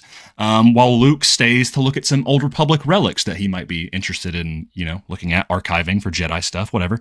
So Han and Leia, they go to the 3-dome. I put 3-dome marketplace. I think it's like the 3-level. It kind of flusy on how to imagine it, but they go to the marketplace before spontaneously their guide disappears, and they're cornered by these mysterious alien warriors in the crowd, almost surrounded. And I remember at the very end of it, Leia she senses it ends right here. She's like, they've got Luke too. They've got Luke surrounded, which is a really cool thing. I really love the play from the original trilogy of that connection between the two, where, like, I've always really liked, and I think the sequels did this kind of well with, like, the dyad thing between Rey and Ben, where you get those, like, they do this really quick dissolve where it's not just a hard cut. Like, my first introduction, or I think the first time we ever see that, is in Empire Strikes Back, where Luke is hanging from the bottom of Cloud City, and it switches, and he's like, Leia. We have to go, Leia, and we have to go going back. And then you get it with Vader. When the ship flies by with Vader, he's just like, Luke. And it goes, and it's just that, Seth's about to be the new Mark Thompson, bro. He does all the impressions so well. He plays one card game with the guy, and suddenly he could do all the voices. He's like a Yusel Miri. He's absorbing all of he's sponging it. But it really cool setup chapter here. Should we go and jump into chapter 7? Yes, because I think that they go right hand in hand. Right. Yeah. Yep. Back to back. And I have one thing that I have to bring up in this chapter because I was losing my mind over it. I'm not really losing my mind over it anymore. But anyway, chapter 7, Luke immediately senses Leia's distress through the Force. He tries to run down the stairs and is immediately cornered by these mysterious enemies. They back him into a room kind of nonchalantly before he ends up using the Force on one of their. They're not guns. They're like sticks. They're called Stokely sticks. That are kind of like these almost like these rope launchers that like they can use to set the pressure, and it's very, very interesting, cool stuff. Very Star Warsy. And he's able to use the Force on one of those and get his saber, reach for his saber. He evades them, and in this really cool moment, he gets in this room and he pulls this tapestry down with the Force, and it's like this big tapestry. It turns into this giant mound, and he just like locks in with the Force and just like throws his lightsaber and just all dead. Just like it's it's really interesting because he doesn't want to have to kill them, but he just gets to this point where he's just like, I'm stuck in this bind. I now have to. Well, I'm glad it's not just like I'm gonna kill them all, you know. then immediately he's like, all right, I got to get down. I won't make it down fast enough from going down the stairs. So he takes one of their sticks, puts the highest pressure on it. This was the moment. I'll keep summarizing and I'll talk about it a little bit more. He uses the rope launcher. Jump the shark. What do you mean jump the shark? It's in a show, Happy Days, where the Fonz jumped over a shark and people stopped watching Happy Days after that because it was ridiculous. Because it's too far. That's what the expression means. Did you feel like he took it too far with diving out the window and then using the little launcher? Yeah, so I have a reason, my confusion behind the physics of this, but whatever. He uses the rope launcher on like the top part of the dome to like swing down and then like lands on the ground, and then he ends up Han and Leia distract some of the BIM. She like uses the force on this thing of jewels to make all of them like jump on top of him as a protective net, so he can get to his comm link and call in Chewie. And Chewie and Luke make quick work of all of these aliens, which we find out are Nogri. This is revealed either in a previous chapter or a later chapter. The same race as Rook. And the party regathers on the Falcon. Han, he's like, we got to go straight back to Coruscant. And he also is very much pushing for Leia needing to train as a Jedi. Like, when we get back, we have to convince them for you to train more. And that's the end of chapter 7. Can I ask a question just real quick? Mm-hmm. In your guys' head, how big are the Nogri? See, I can't. I always just picture Rook from Rebels. So why? What's wrong? In the comics, they're giant. They're like wide. They're like wide. But they're like crouched down. But they're also like when they're next to Leia in the comics, they're not like Rook from Rebels, where it's like big arms, little legs. Like they're not. They don't look like that, where they're like waist high to Thrawn.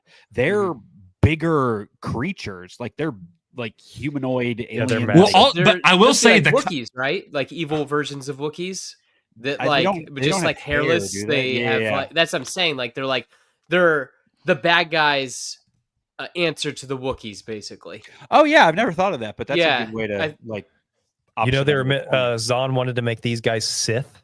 Yeah, because he didn't know what the Sith were, right? They thought they were like a species or something. Yep. So he said, Dark Lord of the Sith, the Dark Lord of these guys.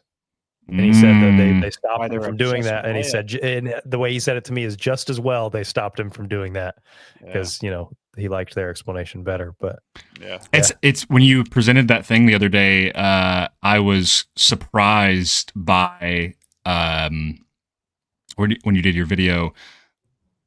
I, for some reason, swore they say in the council room the Sith thing in A New Hope. And I'm like, am I just dumb? Like, did I just make that up in my head, or is that only from that deleted scene? Yeah, it's only the deleted scene. Yeah. Huh. Say it. Did they ever say Sith in the original trilogy? Nope. No. What? It's in the books though, because it's in the books and it's in the A New Hope script. But all we know is that he's a Dark Lord of the Sith. That's it. Yeah. Like, whatever that means. It wasn't actually defined until the prequel trilogy. Yeah. So I looked up the Nogri in Legends compared to canon. There's details are much sparser. They are average height is 1.4 meters average. So they are, what is that? Is that like 5 feet tall? Yeah, something like that. So they're not like, they're not like short, but they're not like, but they also look way scarier and meaner in Legends than they do. Yeah. They're like dinosaur looking dudes. Yeah. Kind of like Trandoshan, but black. Yeah. And they're like, they've got like thick, like these like really thick skulls, and it's cool. So this chapter is really cool. The action is really cool, but I will say it was the first time in the book that I got hung up reading it, where I was like, how does this make sense? And it's because I talked to Will about this. I was very hung up on the visualization of like, okay, the tower. So it's when Luke jumps off the balcony and uses the rope launcher thing. And the book is very specific about when he uses the Force. So like if I was watching it, I'd have been like, okay, was he using the Force to help himself out? But he doesn't say anything about that. And so the he's on a balcony 5 floors above the marketplace, the roof of the marketplace. Okay, Will is gonna get so mad at me for this. I don't care. Get mad. Yeah. It's just so funny how long it took you for like diagramming this out in your head. So it's like, okay, Luke is like here on the top of this, and he's trying to get down here, but it's a dome. So I'm like, okay, is he landing on the top of the dome, or is he using the rope on the dome so it's actually a little bit higher, and then he's just kind of like, yippee, and just like swinging down? Like, it also says that he doesn't have like this graceful landing. Like, he does kind of this like rough and tumble landing. So I'm like, when y'all were listening to this and reading this, did it make sense in your head where you just kind of like, okay? I got that shot in Captain America Winter Soldier. Remember when he dives out of the elevator? Mm-hmm. He lands on his shield, and you're like, I don't know about that, Cap, but at least you look kind of hurt when you got up. So whatever. Right. That's how I took it. That I was like, I was about to say that makes a little bit more sense because it's vibranium. Like it just it absorbs all impact. Part of him, like his legs should be jelly. But it's taking all of the absorption impact. Oh my gosh, we're in a Marvel podcast now. Vibranium and Isla Mari are the same thing. They both absorb and repel vibrations through the Force. Man, I'm going to be the odd man out here. I thought this was awesome. No, it's awesome. So I like it. I was just so confused. I was like, am I imagining this wrong? Because they say it's 3 levels, and I'm like, is it 3 domes on top of each other? Is it a dome above 3 levels? I was like, and I went to the comic book, just like Spider-Man. That's how I picture. Yeah. He was on the window and he just went, and he went to the other side. I was confused because it's just like he's shooting the rope not from a middle point, but from a lower point. So I'm like, theoretically, he would just smack into the side of the wall. Okay, Skywalker though. It was cool. It was cool. I thought like, dude, this whole chapter, these 2 chapters where you have Luke or you have Leia and Han, they're thing through the marketplace, something's up, they have their banter back and forth, and then it ends on that great cliffhanger of, oh no, they've got him too. And Luke's, studying the art and everything. And then, like you said, he's really bothered by the fact that he has to hurt these guys. And he kills them, and he laments the fact that he has to kill them. And that's my Luke Skywalker right there. Like he's, he is going to try every diplomatic solution possible, but when the time comes, he's going to take that sword out and do what he needs to do. And then it all ends with him, and maybe it was the audiobook, because as soon as he gets out there and he hits the rope launcher, it goes the dun dun dun dun dun dun. Yeah. It's so cool. And then but as soon as he lands, the Falcon then comes up behind him, and Chewie's there. I'm like, this is just pure swashbuckling fun. This is awesome. Yeah, I loved it. It's my other than chapter 2, this is probably my favorite part in the first 16 chapters.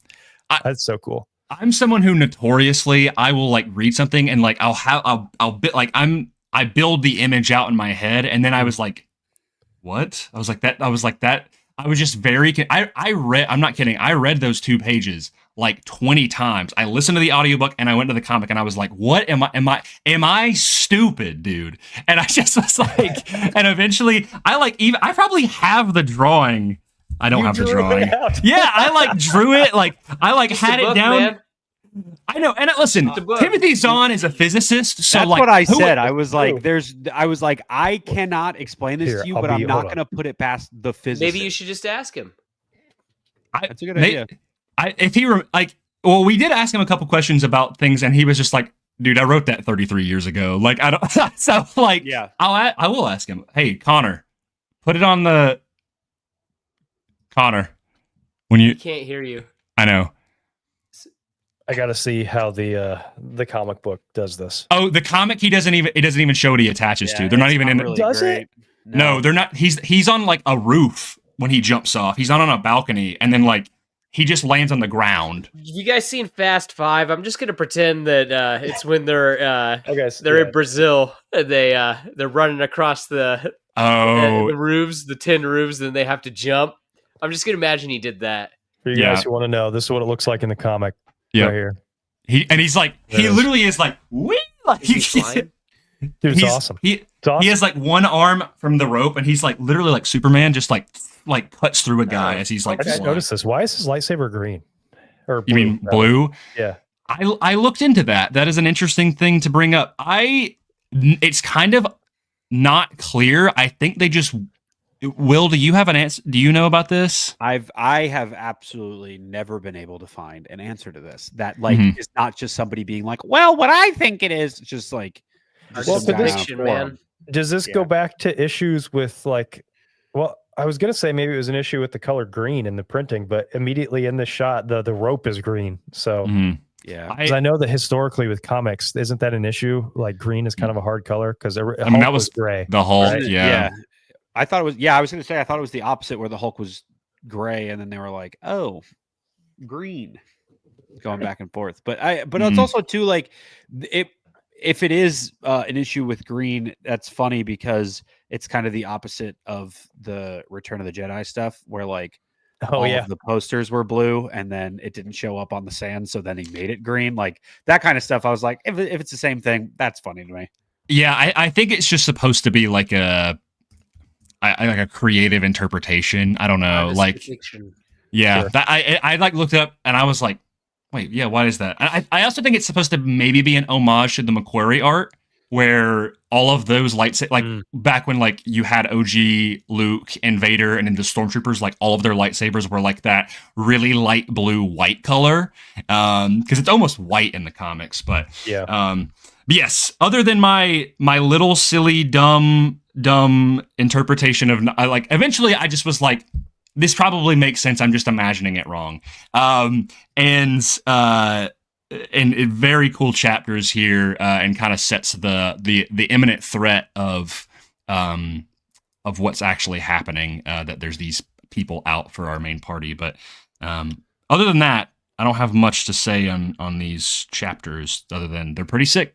One final thought before we move on. I love the ending of this chapter where they're in the cockpit of the Falcon. And yeah, well, like you said, Han is saying, hey, we need to get back so you can train to be a Jedi, so we can, Luke's not the only one doing this. And well, I guess two things to bring up. Luke mentions how he could just build her a lightsaber whenever she needed. Like, I can build you one. It's not a big deal. I love how that's changed completely now. Because it's no big deal. He's like, yeah, I mean, I could, whatever you want. I mean, I could throw one together for you. It's not a big deal. Yeah.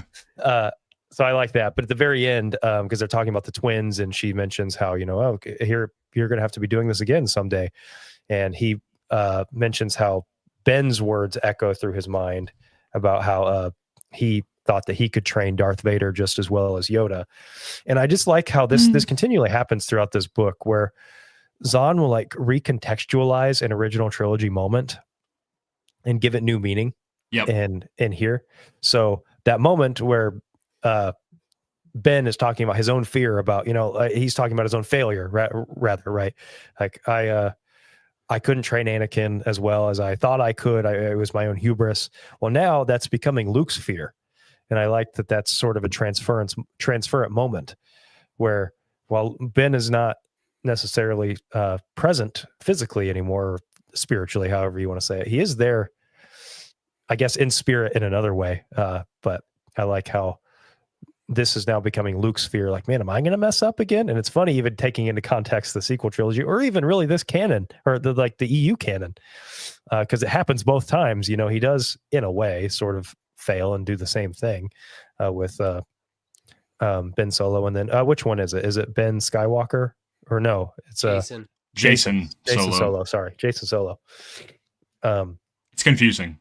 Yeah, it's funny how they reutilize those names where it's like, well, Kanan and Hera's kid is Jason, and he's also a Force sensitive kid. But then you've got, originally was Ben Skywalker, and then they're like, well, now it's Ben Solo. But I mean, it's neat little homages. So anyway, I liked that moment at the end where he always is remembering these moments and sort of putting them in new context. That happens earlier in this chapter too, where he is remembering Boba Fett, his fight with Boba Fett. The rope. When he gets the rope wrapped around him, he's like, okay, this happened to me once. How did I get out of it? I don't think it's going to work the same way, but maybe I'll do something else. Yeah, because cool. These ropes are like are like this different, like kind of like green, kind of mist stuff. It's cool. And my first experience with the Nogri was in Jedi Academy. There's a level where you go to this planet and the Nogri have taken it over. And they've got they've got the Stokely sticks, and but they kind of use them as like guns. It's like weird. Like they have like almost like this poisonous effect to them. It's very interesting. Well, don't they poison you? They give off. Yeah, don't they like? Oh, they have get hit gassed, don't you?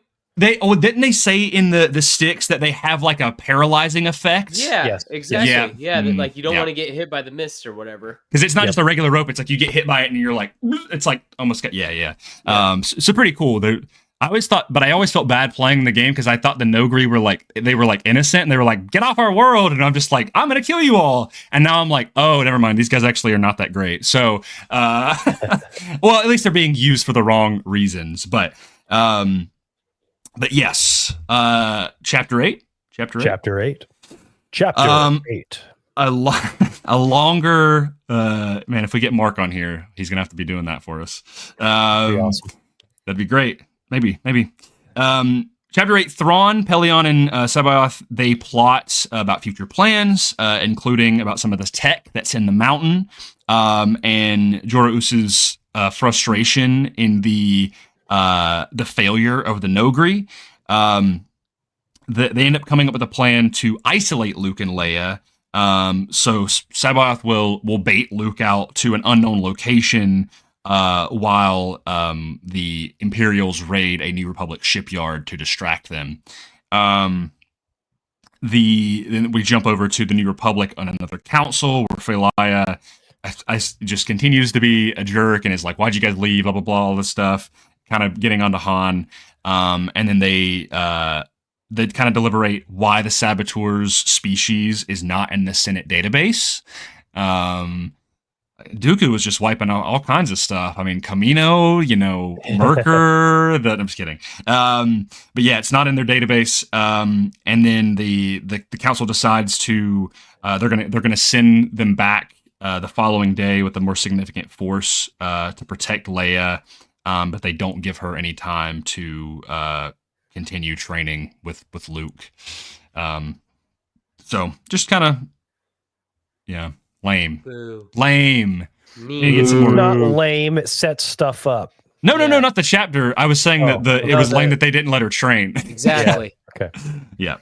I'm going to jump over to chapter 9 because this is just a little bit more, diplomatic. Chapter 9, Thrawn and his forces, they coordinate a simultaneous attack on 3 planets in the Sluis sector. With the help of Sabaoth's battle meditation. This was something that Pelion was kind of hesitant about. We'll probably get into the weeds of this in a second. They're able to successfully ambush all 3 of these locations. It was kind of unclear to me if they were 3 planets in the same system or if they're 3 completely different systems, but I think they're all in the same sector. Either way, they're able to like kind of basically do like a hit and fade attack and it's like four ships, except for one of them is 5 because they've got the Chimera with them. In the middle of this, Mara, Jade, and Card actually watch one of these attacks. I think not the one with Thrawn in them. I think they see only 4 ships, so it's one of the other ones. And it delays some delivery of goods that they have to a client. So this is the second time we see Mara and Talon Card show up. And there's a little bit of again, some more teases with Mara's character. Luke and Leia manage to briefly train. Leia has a lightsaber now. That just happens. And Han and her are called to aid in the aftermath of the assault. So some time has passed. Obviously, they're kind of he's cutting out the fluff of they went to Bemisari with a more significant force. Anyway, they hear about the assault on the Sluis sector. In speaking, they mentioned that the Sluisi, this people there, they don't like Jedi because there was actually some fallen Jedi in the Clone Wars that wreaked some havoc in that sector. And one actually made it as far as Dagobah. So Luke There's this really cool moment that I liked. It's one of my favorite moments where he's training with the remote, but he's meditating at the same time, where he's like having this like out of body experience where he's just like deflecting everything and he's working up this sweat, but it's like he's not even thinking about time passing. And he ultimately decides he's gonna prep my ship. I'm gonna go to Dagobah. So a little bit of a loaded chapter here. Yeah. On one regards, I don't really with a lot of the things when I read this book of like, okay, with the Ben Force Ghost or the lightsaber or whatever, a lot of this stuff I really don't mind because if this was a story made in like modern context with the prequels and and all of this stuff, like I obviously would be like, oh dang, okay, she just has a lightsaber now, like that would have been, but in the context of this, of like, okay, in between movies, we just saw Luke, he just had a brand new lightsaber, where you're like, okay, that's fine. You know, like I'm not bothered by it. And like, you're right. Luke could just make her another lightsaber. He doesn't know how to train Jedi. There's no blueprint or template, you know, at least at this point in the timeline of how to end up training new people. So he's like, well, yeah, I'll just make a lightsaber for my sister and we'll just kind of train together, you know? Yeah. So it's very practical. It's just a tool, you know, rather than a sort of spiritual instrument like it is in New Canon. And I want to mention that in this chapter, and I believe in one of the earlier chapters when they're talking about Jorah and him being like a dark Jedi, we find out that Pelion actually served in the Clone Wars, and he gives a little bit of hints as to what the Clone Wars were. Is a little bit more heavy-handed than I thought. I'm gonna pull that up real quick. I have the highlight for it here. Let's see if I can find it. You guys can go ahead and speak while I find this. I don't want to go ahead, Seth. I love battle meditation. I think that is one of the coolest aspects of this book. Mm-hmm. I love the idea that Palpatine was field buffing all of the Empire all the time. There's actually a little bit of a retcon there. I looked into that. It wasn't Palpatine in the Battle of Endor. It was another admiral who had latent force abilities. What was Palpatine doing? Palpatine was too busy fighting Vader and he wasn't Vader even fighting. Luke. He was just sitting there. Yeah, but he's focusing on that. His mind is not on the battle. When does this retcon happen? Yeah, I don't who like retconned that? I'll look it up for you. Grayson did it. Grayson retconned it. It's an admiral. I don't remember his name, but they end up finding out that it actually wasn't Palpatine who was doing that. Admiral Enigma? That didn't even make sense because was he on the Death Star too, and he just dies when the Death Star dies? No, he's on one of the ships and it gets blown up. That's lame. I don't like that. Yeah, that's stupid because, in my opinion, Palpatine's so strong, he's battle meditating everybody. My problem with it just being Palpatine, though, is that it makes it seem like the Empire will be completely incapable in literally any fight that doesn't have Palpatine, right? I mean, so I like the idea that there was some. Point. But that's the point. Is that's why they need someone like Thrawn. But then you look at the Battle of Hoth, where they were just completely swept over, right? And Vader doesn't have battle meditation. No, I take it that Palpatine can battle meditate anything. He doesn't have to be there. He's that powerful. If this is a big deal, he'll battle meditate it. It doesn't matter that he can just do it. Yeah, I'm with Seth. Yeah. So the use and effect of battle meditation was first described in the Star Wars Expanded Universe by Timothy Zahn in Heir to the Empire, when Grand Admiral Thrawn explains to Jorah Sabath that Gilad Pellaeon, his own theory as to why Battle of Endor was lost. He believed that Palpatine employed the power to an unwise degree, taking such close control to the Imperial forces as to make them puppets, almost incapable of fighting on their own when his influence was suddenly removed. In parentheses, the use of battle meditation on Endor was later attributed to Grand Admiral Niall Declan instead of Palpatine. Who's this guy? What's that from? What did that? Dude, he looks scary. Whoa! That is terrible. Hold on. This guy, can I present? Can I share my screen? I'm gonna... Yeah. Okay. This guy, this is terrifying, dude.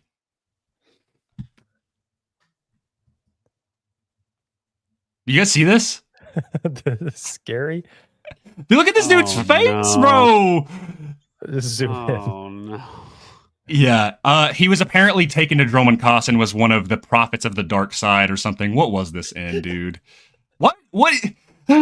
Scary, bro. Grand Inquisitor. Do you see this? Okay. What is this in?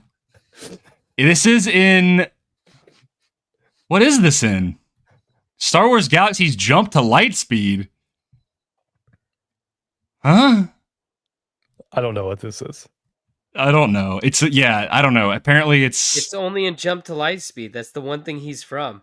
Yeah, so I guess they were like, nah, it wasn't Palpatine, it was this guy. Expansion 1. Star Wars Galaxies. It's in a video game. I'm sorry. What does this mean?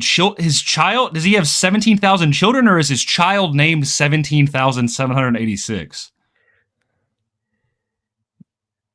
Bro, let's get back to the book. What is this? He was in a video game. That's where he's from. I'm just explaining the lore to you, Connor. Okay. Here's what I'll bring up. This is from the comics. This is burned into my brain when you talk about battle meditation. Yeah. That is just awesome. And then the panel, he's looking down, he just looks up. Dagobah. I love it. Dagobah. Yeah. So I'm also not, by the way, I was not against the Emperor. I just think it is interesting to be like, oh, it actually wasn't the Emperor. He was focused on that thing. It was some other thing. But I love the idea that the Emperor, because it's his hubris. He was putting all of his cards on that table, that was it. I'm so powerful that I can command. I don't need to worry about giving my soldiers good quality of life, good training, good morale, any of that. I don't need to worry about that because I'm so powerful in the Force that I'm just going to put out this bubble, this galaxy-wide bubble that anybody under my command. Well, it's like, Seth, you play Battlefront 2. It's his dark side aura ability. Well, where he directly inflicts fear and all the other and everybody else, and then boosts. I think he boosts his allies, right? Yeah. Mm-hmm. Are you talking about his Force Storm? Yep. Yeah. I was gonna say that. Yes. But I love that. That's one of my favorite things that Timothy Zahn introduced to the Star Wars universe. It's still very prevalent. Avar Kriss in the High Republic is the designated High Republic battle medic. They will arrive on ships. There's this disaster that happens, and she just meditates on the bridge and just is helping all of the Jedi interconnected in the Force, so they can talk to each other and even miles away. It's very cool stuff. Yeah. Bastila. That's all I want to say. Battle meditation's cool. Yeah. What was it? I was trying to find that. Sorry, I completely lost turn. I'm trying to find that thing of Elion talking about his experience in the Clone Wars. Is it in this chapter? Yeah, I like the idea that there was some dark Jedi on this planet. It's so fun to get those little tidbits about what the Clone Wars were. Mm-hmm. Oh, you had all these Jedi that fell. It's this kind of happened all the time. Huh. It almost seems like, at least with the context of just this book and with the context of just the original trilogy, that Jedi could kind of go either way, because Vader's called a dark Jedi sometimes, right? And right, prequel content. So it's kind of interesting to see there's him, and then there's Jarua Sabayoth, and there's some guys during this mission on whatever this planet was. I also like the idea that Luke doesn't really, he doesn't know what the Sith are. He just he's just these are just Jedi that go bad. He never really learned about the rule of two or the Sith hierarchy or anything. And it's of course, later on, he's going to learn about that. Yeah. But, and that's, of course, probably stuff that he will learn in future books in the EU. But well, it's fun just in this context, that doesn't even exist. It's just, they're just some of these guys that go bad because with any good power, there's just not a name to them, And I was very happy within canon when we finally started getting dark Jedi, when we started getting Jedi that were not Sith, that were just Jedi that had gone Terran Malicos, for example, in Fallen Order, or I would even say Balin is an example, of a dark Jedi, right? He maybe not a true, yeah. In a way, she's still part of the Asajj. Is that what you said? Oh, you said Savage. I was like, really? I don't know. Yeah. There's others. Man, I wish I could find this. It's taking me a while, so I don't want to put us on a roadblock. But basically, he indicates that the Clone Wars was actually that the Clone Wars was the Jedi versus clones of the Jedi that had gone crazy, right? Yep. Which is very cool, and that's kind of why the byproduct of like Jorah Us is one of those last like remaining clone Jedi, like that basically that the cloning process made their brains go crazy, and so that they're like, oh, they go evil. But well, I mean, when they find out that he's a clone, the Thrawn is unsurprised, and so is Pelion. Like that's not a revelation that they're like, wait, what? A clone Jedi? You know, they're just like, oh, that makes sense. There's another one. Yeah, it's like when when they find Rex and all of them, Rex and Wolf and Gregor, they're like, oh, just old clones. Yeah, exactly. I do think it's funny though. I was looking on for stuff for like the intro video. I was going through Timothy Zahn's Facebook because he's got photos from like every convention, and if you scroll back far enough, he's got the way book covers would have looked for like his version of the Clone Wars, and it's like the Clone Wars logo, but it's all green and it says Luke on the bottom or like Sabayoth on the bottom, and it's cool. I gotta find them. I'll send them to you guys later on, but like that's just sick. His version of like what his Clone Wars would have been. It's very cool. Oh, okay. I found it. The part of it. Yes, Pelion says he was created from a tissue. Talking about Jorah Us, he was created from a tissue sample, probably sometime just before the real Sabaoth's death. And then Pelion says early in the war, in other words. And then it says the early clones, or at least those the fleet had faced, had been highly unstable, both mentally and emotionally, sometimes spectacularly so. And that's literally the only tidbit that gives, but it's cool. It's cool stuff. Yeah, I wish that Star Wars wasn't so hung up on canon sometimes, because I'd love to just have a little Elseworld story about Zahn's Clone Wars, or like what that would have looked like, you know? Because I'm sure there's still notes out there all these authors had, you know, from back in those days. Just write that book, man. I want to see that. I want to read it. Yeah, that'd be such a fun, yeah, I would love that, dude. Dude, that's what I say about animation all the time, is the way like DC does stuff with animation where it's just like Batman Ninja, and you're like, all right, cool, I'll watch that. I would love that for Star Wars. I mean, it literally like the kill for that. Like, just have a whole EU line of animation. Make Plagueis. Like, I would. That'd be awesome.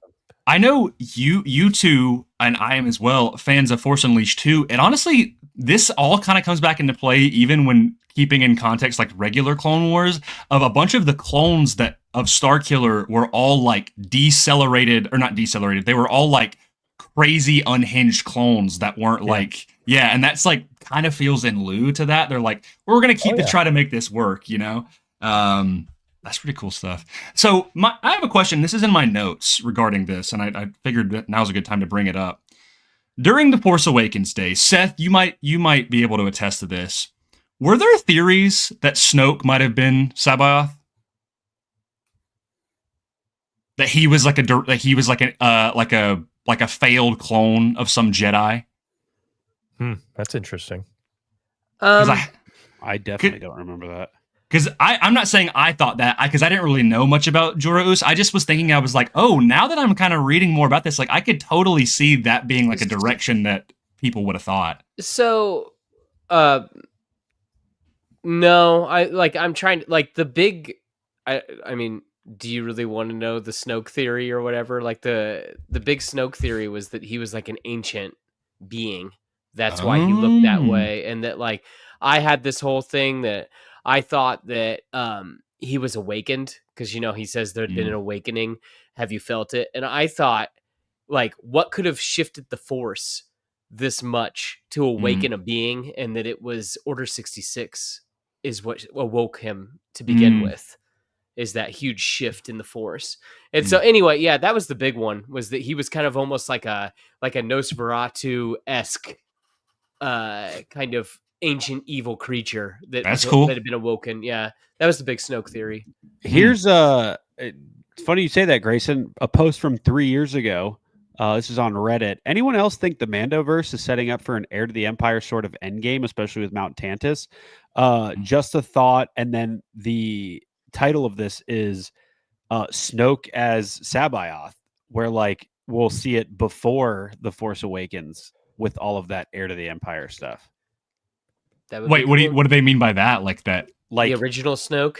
And yeah, like the OG Snoke was Sabayoth. Like, so he I would wasn't honestly love to see if Snoke showed up and was sort of a Sabayoth-like presence for Thrawn. Thrawn wants to use him, but Snoke has his own goals for ruling the Empire. Maybe Thrawn isn't fully aware of Snoke's connection to Palpatine. We could also see Luke have a history with Snoke.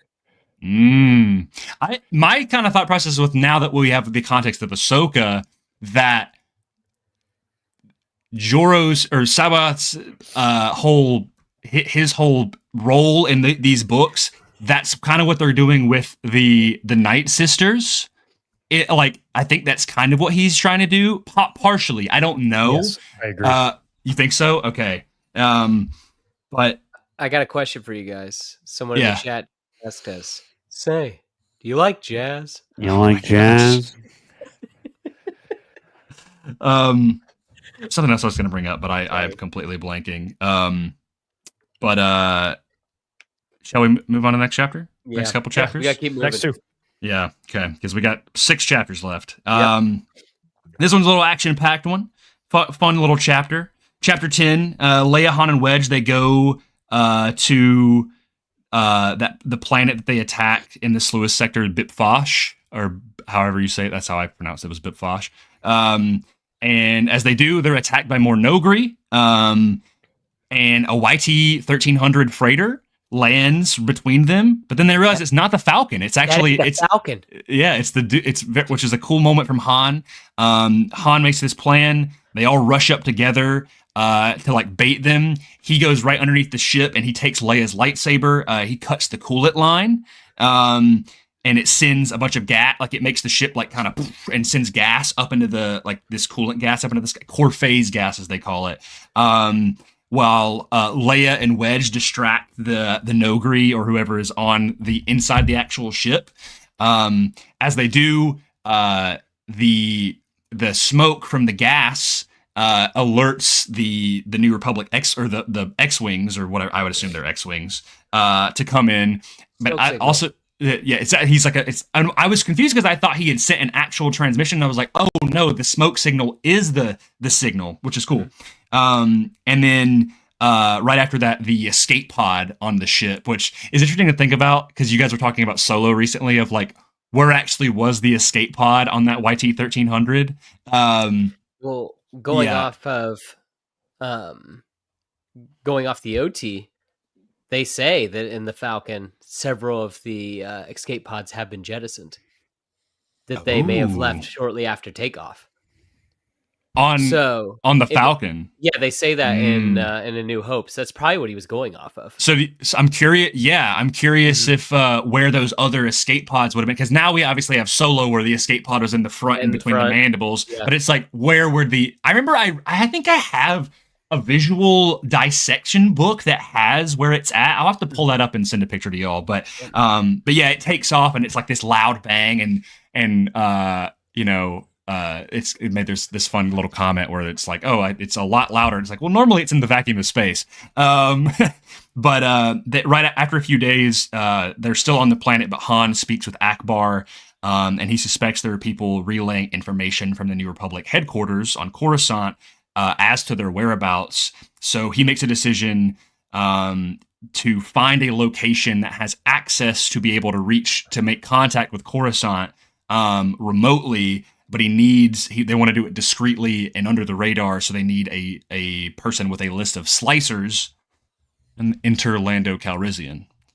So that's chapter 10. Whoa, what do we have here? There's a weird thing in this chapter that I have to bring up that I wonder if it was a mistake. What's that? So earlier, when Thrawn, Pelion, and Sabayoth are talking about their plan to put out information, like they're going to start putting rumors out that there's this other Jedi, right? They say Joruus Sabayoth specifically. Yep. They go back and forth. Yes. Whereas here, when Wedge brings it up, it's because the W, right?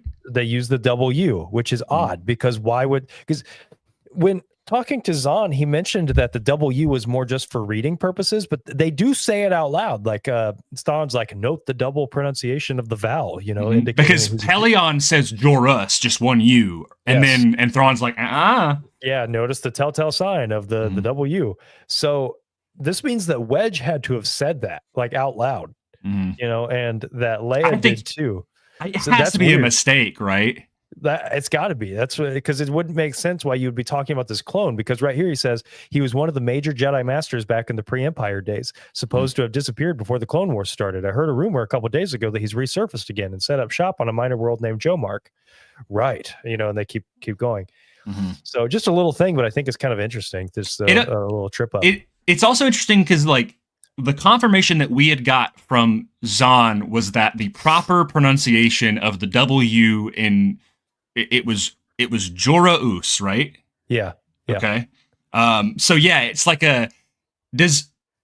it's interesting reading that note, having that in mind, and it's like surely he's just like, well, maybe even without the context of our conversation with him, it's earlier in the book they say the opposite, which I think is interesting. I also a thing I do like though in this conversation is when Leia, what brings up Sabayoth is Leia's like, she's talking about Vader and the Emperor and how they had the ability to kind of reach across space and time to like detect people.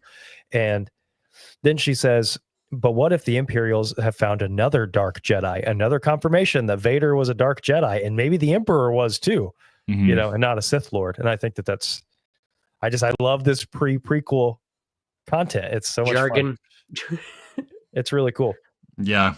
It's I even put in my notes on that same note. I was like, Luke and Leia address Palpatine and Vader as Dark Jedi. Interesting to think that they don't find out that they were Sith until much later. Which is I think really I like just being in that like that phase of like there's so much that's been wiped out by the Empire and there's no Jedi left, and it's just like, oh, there's Jedi and Dark Jedi, and I'm going to train you this way, and it's like it was so unconventional, and it makes sense why in the EU, Luke's new Jedi Order was so vastly different from what the Jedi were before because of the way he had to just kind of like self-teach, which is interesting. But this is a fun little chapter. I love Han's plan here of like taking the lightsaber, and he obviously knows the intricacies of the YT-1300. So, he cuts the line and sends the gas coming out of the top, and I was confused in that chapter initially of like, I was like, well, shouldn't the gas be coming out of the bottom? But I was like, well, I guess you could make that work. But go ahead, Seth. I feel like now is the time to just say it. Han's my least favorite character so far in this book. Really? Yep. That I think that he just feels like they are just recycling bits from the OT when everybody else is kind of growing. He's kind of staying the same, like saying his whole like, well, no, but not everybody thanked me at once. Like, it's like, no, come up with new one-liners. Don't just say don't say the stuff. I don't know. Minor complaint. I just feel like that he has not grown or he's not growing like how everybody else does. He definitely maybe that will get better stagnant in the second half. Yes, it does. And maybe that's part of who he is that he's not going to change. He's flown from one side of this galaxy to the other. He's seen a lot of weird things. It is interesting, though, because I think, at least in this state, I'm okay with it, because when we spoke to Zahn, he's very passionate about Han Solo, and he said, like, he really likes the idea of that character growing, and, like, I think he, in the book, they do say, and I have to find it somewhere, but I'm not going to do it. Like, he says that he resigned the title of being a general, that he didn't want to be a general anymore, but he's still They all of these other smugglers come after him. I think Dravis is the guy, and he's like, "Oh, you've gone respectable," and that's chapter 2, I think. It's in chapter 2, and it's of course Han is still kind of invoking that feeling, but he is truly going. It is a more noble cause, right? So I'm interested to see. I don't think that I mean that is a very valid take. I'm curious to see. Now that when we get into the next couple chapters of where Han is going, what that's going to mean for his character. Obviously, you know more than I do, but I'm just saying from this first half of the book, that's just a feeling I'm getting where I'm just like, why? Like Han's my boy, but like I feel like that he grows a lot in 4, 5, and 6. Oh yeah, and then like now it seems like everybody else is getting a chance to grow. Yeah, so we'll see. Just thought I'd throw that out there. Anyway, continue. Next couple, what do we got? Yep, we got chapter 11. Chapter 11. Is that the little sound effect? Was that the probe droid? Yeah, That was honestly a better sound of what it actually sounds like on the audio. Oh yeah, good job. Thanks. This, I'll be honest, this is my favorite chapter in the book, I think, thus far. This is when Luke and R2 show up on Dagobah. Ooh, I got a fun story about this. Anyway, continue. Okay, all right, I'd love to hear it. Go on. So he investigates Yoda's hut, which has basically been completely overtaken by vines and trees. And then he uses R2 to kind of pick up a signal from the cave, or to look for like signs of technology, whatever. And he finds a signal from the cave. Remember, what is this? Whatever. Remember your failure at the cave. That's the line. Yes. Yeah. Thank you. Yeah. The same one that he has the vision in Empire Strikes Back. Yep. He walks through and a vision completely overtakes him.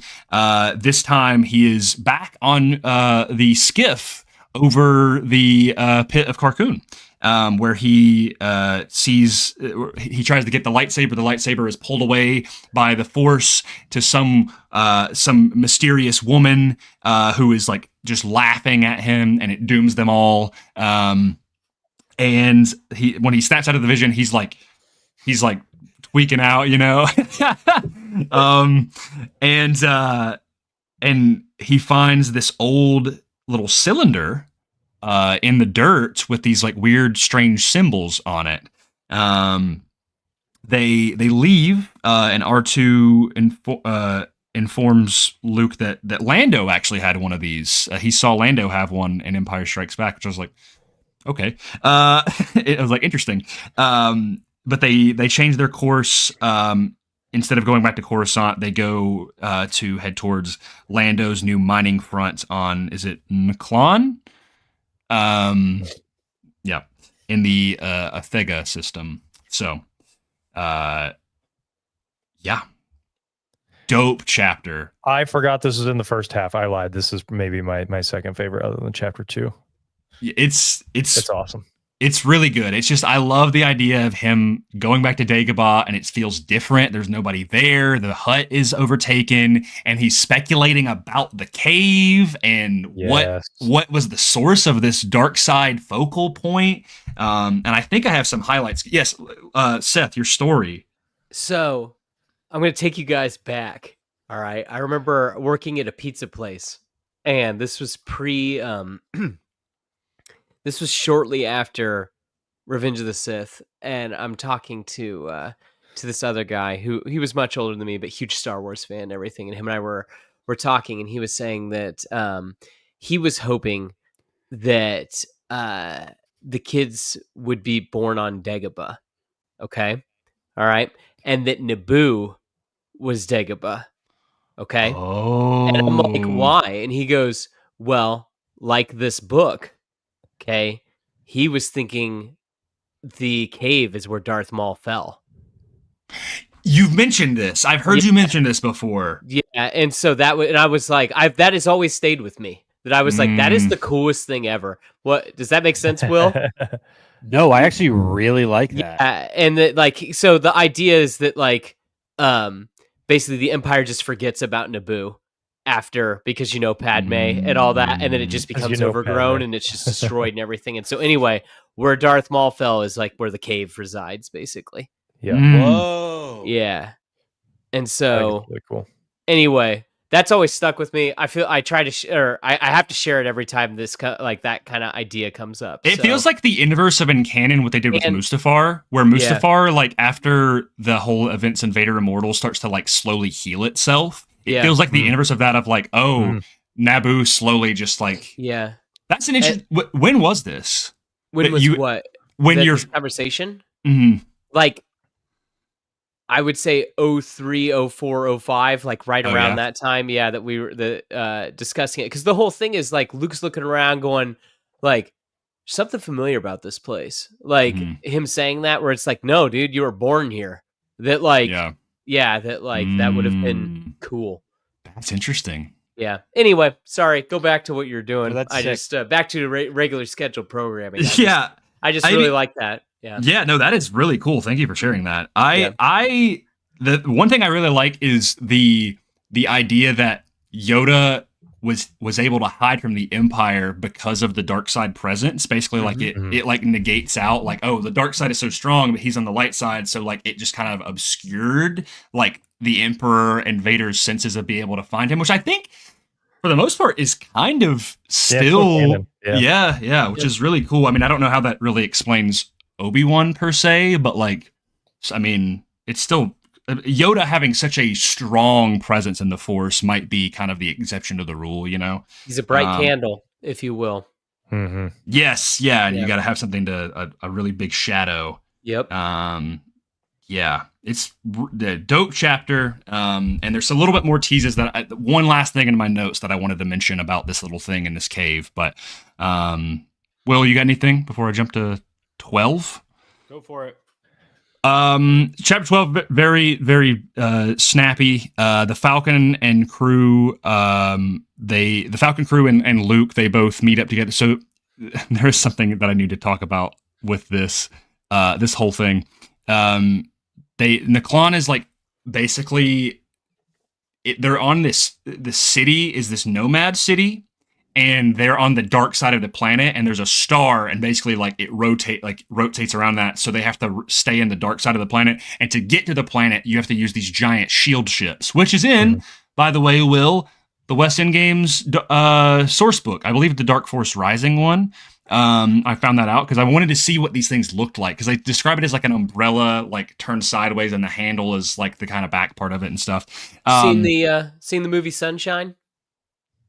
I've heard of it. I've actually never seen it. Gotcha. Check it out. There's something that, at least that's where my mind went. Really? Yes. Okay. Is it Chris Evans in that movie? Yes. Imagine Armageddon, but it's good.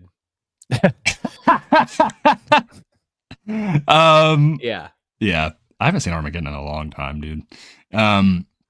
But yeah, they follow one of the shield ships to the planet. They approach the Nomad City. It's basically a giant Imperial dreadnought on a bunch of AT-ATs, which is really cool. Like that they took all the parts from these ships and put them on this roaming city. And as soon as they do, Star Destroyer shows up, pulls up in orbit. So any thoughts on this chapter? Before, so we can jump into the next one if you want. Perfect. That was pretty straightforward. Yeah, pretty straightforward. Again, similar. They go hand in hand. Chapter 13. As they prep to engage the fighters of the Star Destroyer, Luke is about to fight them. He is completely seized by a voice calling to him. Like he cannot control the ship. And after it stops, 30 minutes have passed. And the skirmish is almost completely over already. They get one of a couple fighters, and then the rest flee.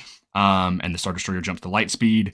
Pelion, Thrawn, and Jorah discuss their next steps, although there's tension, as it was not part of the plan for Sabaoth to reach out to Luke quite yet. They plan to place Sabaoth on a small planet called Jomark. But Thrawn and Pelion make a plan to get to Luke first, unbeknownst to Jorah. They want to get him. And then they find out during the raid on Naklon that they actually that 51 of these mole miner machines were actually taken unknown to them, which I'm kind of curious about, but then the Imperials, they put probes near the system to kind of track Luke's movements. This is a cool chapter. This little vision thing that Luke has where he's in the starfighter thing, really cool. I'm a big fan of this. I think that as the book goes on, it's even more, it becomes more and more clear that this was meant to be an evil clone of Obi-Wan. Oh yeah, definitely. This gives you those vibes. Yeah. It's like the inverse of the trench run, you know? Yeah, exactly. Use the Force. It's kind of, it's just a shame that he wasn't able to. I get why, but I wish that Zahn was able to go through with his vision. Would you want him to be a clone, though, of Obi-Wan? In the current context of everything, no. But at the time, and just reading this in a vacuum of everything, Yeah, like if Ben has to leave him in the beginning of the story, and then now he has to reckon with this evil version of Ben Kenobi. It just reminds me of like Spider-Man and Doctor Doom. It's like, oh, Mr. Stark. Oh, that yeah, I guess. That we all know is coming. Just like, I hate you, 3000. Yeah, exactly. I wish you were dead, 3000. Whap. I think it's fun. I don't know. I think it's cool. I think that narratively, he acts as that dark mirror to Obi-Wan, which is neat. Yeah, no, definitely. I don't know. Maybe it doesn't need to be more literal than that, but I mean, yeah. Now that you even say that, like, what's he want? Like, you know, the twins were the key to everything before. Now this evil Obi-Wan, the key. These new twins will be everyone's undoing for the galaxy. Yeah, he's seeking it's kind of them fun, as well. right?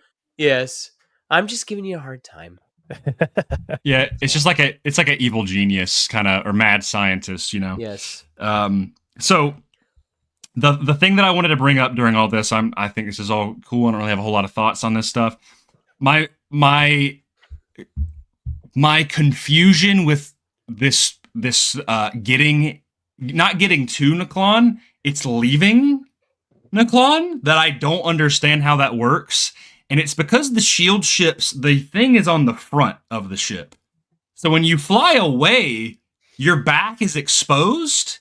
And I'm like, is this a visualization thing? Am I visualizing this wrong? I don't understand. Because especially when you look at what the shield ships look like, if they're flying away, now if they can fly backwards, no problem. Right? I thought the shield shifts around as they go. Gosh. Get your imagination out of here. What do you mean? Just read the words on the page and accept them. It just said, and they fly away. What? They fly away. That's all you need to know. Okay. I looked intensely into he's a the ghost. lore. It's a Force ghost. He's alive in the Force, but he's a ghost. He's dead, but he's alive. He's a ghost. They just fly away. That's it. I looked so into the shield ships things, trying to figure out how they worked, and I was like, whatever. It's fine. It's fine. Man, I honestly, when you ask, like, if you text me questions on the side, I'm like, I don't know either. Like, when you text me, I'm like, watch Sunshine. I have no idea. Absolutely. But there's probably so much other stuff that if I was to watch or read Star Wars through your eyes, I'd be like, hey, wait a minute. I never thought about it like that. It's a thing of like, I think if I was watching it in a movie, I'd be like, oh, okay, that makes sense because I'm seeing it. But it's because I'm visualizing it. I'm like, yeah, why am I visualizing this wrong? You know, like that's the. I'm trying to find it in the comic to help you out. Hold on. It's not in the comic, bro. I looked it up. They just skip over it. They weren't worried about it either. See, I guess send not. that to me in the Instagram chat. I can bring it up because that looks like a pizza. That looks like a pizza. I see a pizza. You're a pizza. Dang it! Yeah, dang, bro, got him. I knew it. Let's chapter 14. Chapter 14. Let's round out this rodeo here. A little bit of a lengthier description, but they discuss how and why the Empire raided Naklon for the miners. The mole miners. As they do. They discuss the piece of the tech that Luke finds in Dagobah, which Lando recognizes as a remote beacon transmitter for ships. I've got something to mention here, and it is my last note that I have. The group deliberates possible locations and safe slicers for Leia, but Lando doesn't really trust anybody that much. So Chewie suggests taking Leia to Kashyyyk, which Han is pretty hesitant about, but he does agree. Lando will go with Han and the Falcon, while Chewie takes Leia to Kashyyyk via the Lady Luck, his own personal ship, which was something that I was a big fan of when it popped up because it's in Jedi Outcast, and I was very happy to see it. Before they leave, they reprogram 3PO's voice to mimic Leia's as an additional decoy. Very cool. I like that. Luke and Leia speak about the transmitter and why he can't come with her, why it's not safe, why he has to go do all of this stuff. And He speaks truthfully about this communication that he receives in the Force, during that attack. Leia tells him of the rumor of Sabaoth on Jomark. I put Jomark, which Luke decides to follow. So everything kind of goes into place. The party's splitting up. Party splits up. Classic Star Wars. The thing that I wanted to bring up here is it's interesting that they talk about this little transmitter thing, and that it was Yoda left it. That it's how Yoda got trapped on Dagobah, was that he was fighting a dark Jedi. The dark Jedi died and created the cave, and then it got left in there, and that was how he got trapped on Dagobah, which is pretty interesting. They do mention this. I will pull it up. Everybody's looking at me like I'm crazy. No, I feel like I forgot about something. What's the point of this transmitter thing? Like, why did Luke have to go to Dagobah to find it? No, he didn't go there to find it. He just felt like I know he went there and happened to find it. He went to the cave and he found that in the cave. Yeah, I know he happened to find it, but I'm trying to remember what the point of it was. For some reason I'm blanking on why. That's what I thought, is that it was kind of a dead end where he just finds out that it was a ship transmitter and that it was used to be Yoda's, and it got left there. And then he goes to find Lando, right? Because he thinks that like Lando would recognize the markings or something. Yeah, like that. right. Yeah, and Lando's just like, it's old tech. It's just like a ship. It's like a beckon thing. Like it's. But what ultimately is the point of this thing? What does it do? Like for the plot, I don't remember. So far, I don't think it does anything because I think the point of the plot was that he went there to find the thing, but he ends up getting the vision of Mara Jade, or what we think is Mara Jade. Okay. That's what I think. Now I could be wrong. Okay. Let me pull up just to make sure there's no, it's okay. It's okay. We can keep going. I don't want to derail us too hard. I just didn't know if anybody remembered off the top of their head. Yeah, he said my personal ship was full rig, blah blah blah, found it on a swamp. He said, as in the place the Dark Jedi from Fosh fled to, that's the place. It could have just been easily lost some other time by someone else. Lando pointed out pre-Clone Wars calls could run for a century or more on standby. And he said it was the Dark Jedi's. Right. Or maybe it was Yoda's, or I don't remember. And he said, I found it in the cave. It tingles with the dark side. It must have been the place where he died.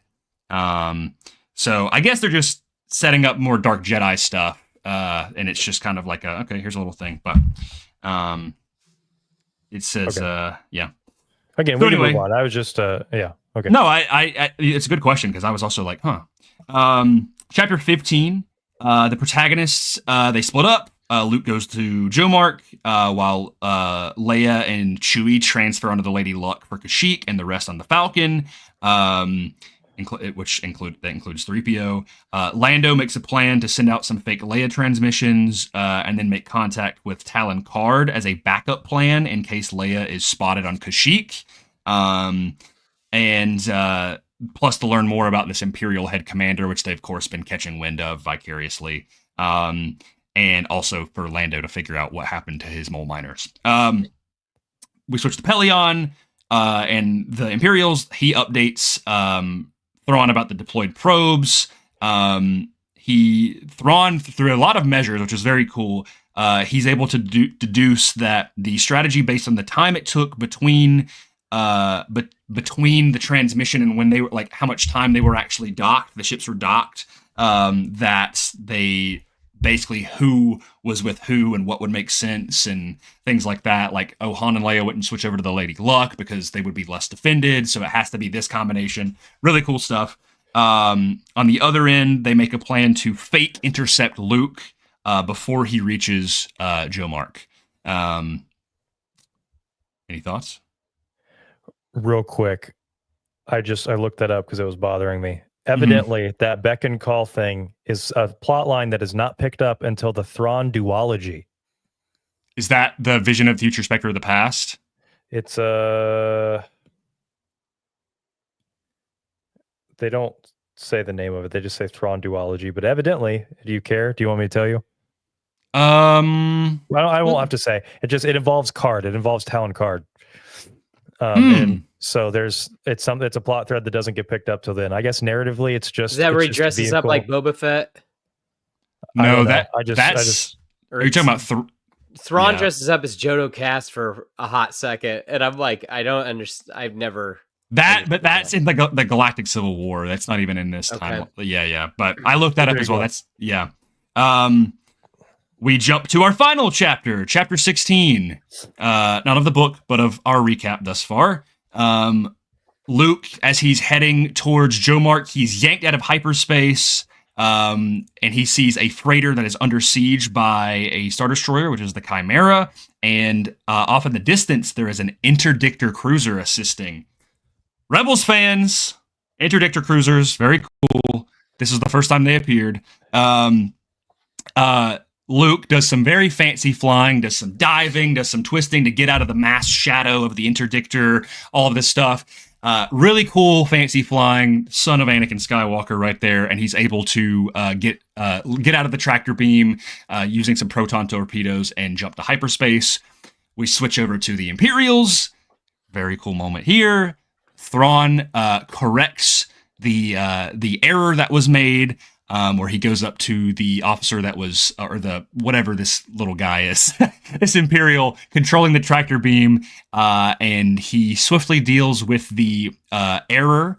There's a very good quote about the difference between an error and mistake that I'll pull up here in a second. But Rook eliminates the officer that made the mistake. He's able to gauge with Luke's flying that his ship won't have made it actually very far, because the maneuver that he did will only let him go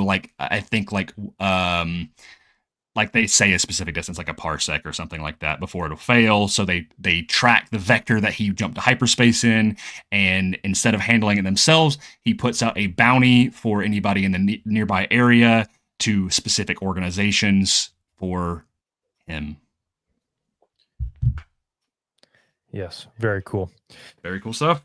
I like it. I like what happens. I don't want to spoil it because I've read further in, but the next few chapters are some of my favorites, and it's for the goofiest reasons. But really, yeah, we'll get into it next time. But yeah, I like this. I think it's fun that it's almost like coincidentally that he runs into the Chimera, right? Yeah. Well, it's coincidental. They wanted it to look coincidental, but it was definitely intentional. Like, so they knew it was Luke, right? Mm-hmm. They were trying to stop Luke, so that's why they tried to plan a fake interception where it was supposed to be like, oh, I just stumbled upon these Imperials, but it was very much intentional on Thrawn's part, which is cool. Yeah, Seth. I guess this is the one time, kind of like that moment with you. I was a little confused with Luke going around, being caught in the tractor beam, and then like I was kind of like having a little bit of trouble visualizing all of that. I did as well, and I reread the chapter, and then I was like, okay, that made sense, because it's like he dives down, then pulls back up, and then he like gets yanked by the tractor beam and is like going around the ship. Yeah, he's like he's wrapping around it and staying like going with it and stuff, and I was like, okay, but feels more complex than it needs to be. He basically like reverses the thruster polarity or something, and like jumps back, gets it off the thing, shoots the proton torpedoes, bam. Like there's also this really cool moment where he's using the force to like dodge the laser beat, like the shots and stuff, and then he's still kind of getting hit before he's like, we're free of the mass shadow, punch it, you know. Yep. Which is really cool. But there's a really cool line from Thrawn. Just a banger Thrawn bar.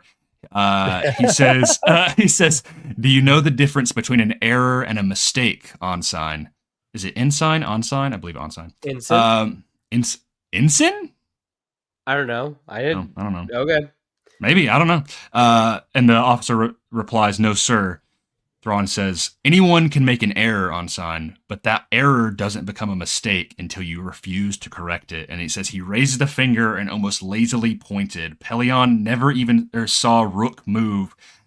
Peterson certainly never even had time to scream. From further down the crew pit came the sound of someone trying valiantly not to be sick. I love how it doesn't even tell you what happens. It's just it's like, you can think about what happened right here. Good stuff, dude. Really good stuff. Yeah. And to make Thrawn mad enough to do that, it's like, well, it shows that like, even even Thrawn's not above Vader tactics. Yeah. Yeah. And it's for a reason, right? It's not that he did it out of anger. It's like, you messed up. We can't have this point of weakness anymore. And Pelion even asked him after he was just, Captain.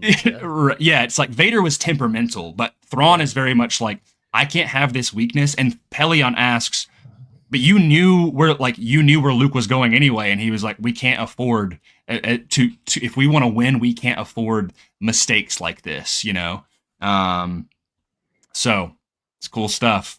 Yeah. But that's the end of what we have read for this installment of Heir to the Empire. Sorry once again that it's long-winded. These obviously that's how books are, to go through everything. But yeah, y'all have any final thoughts before we close out the stream?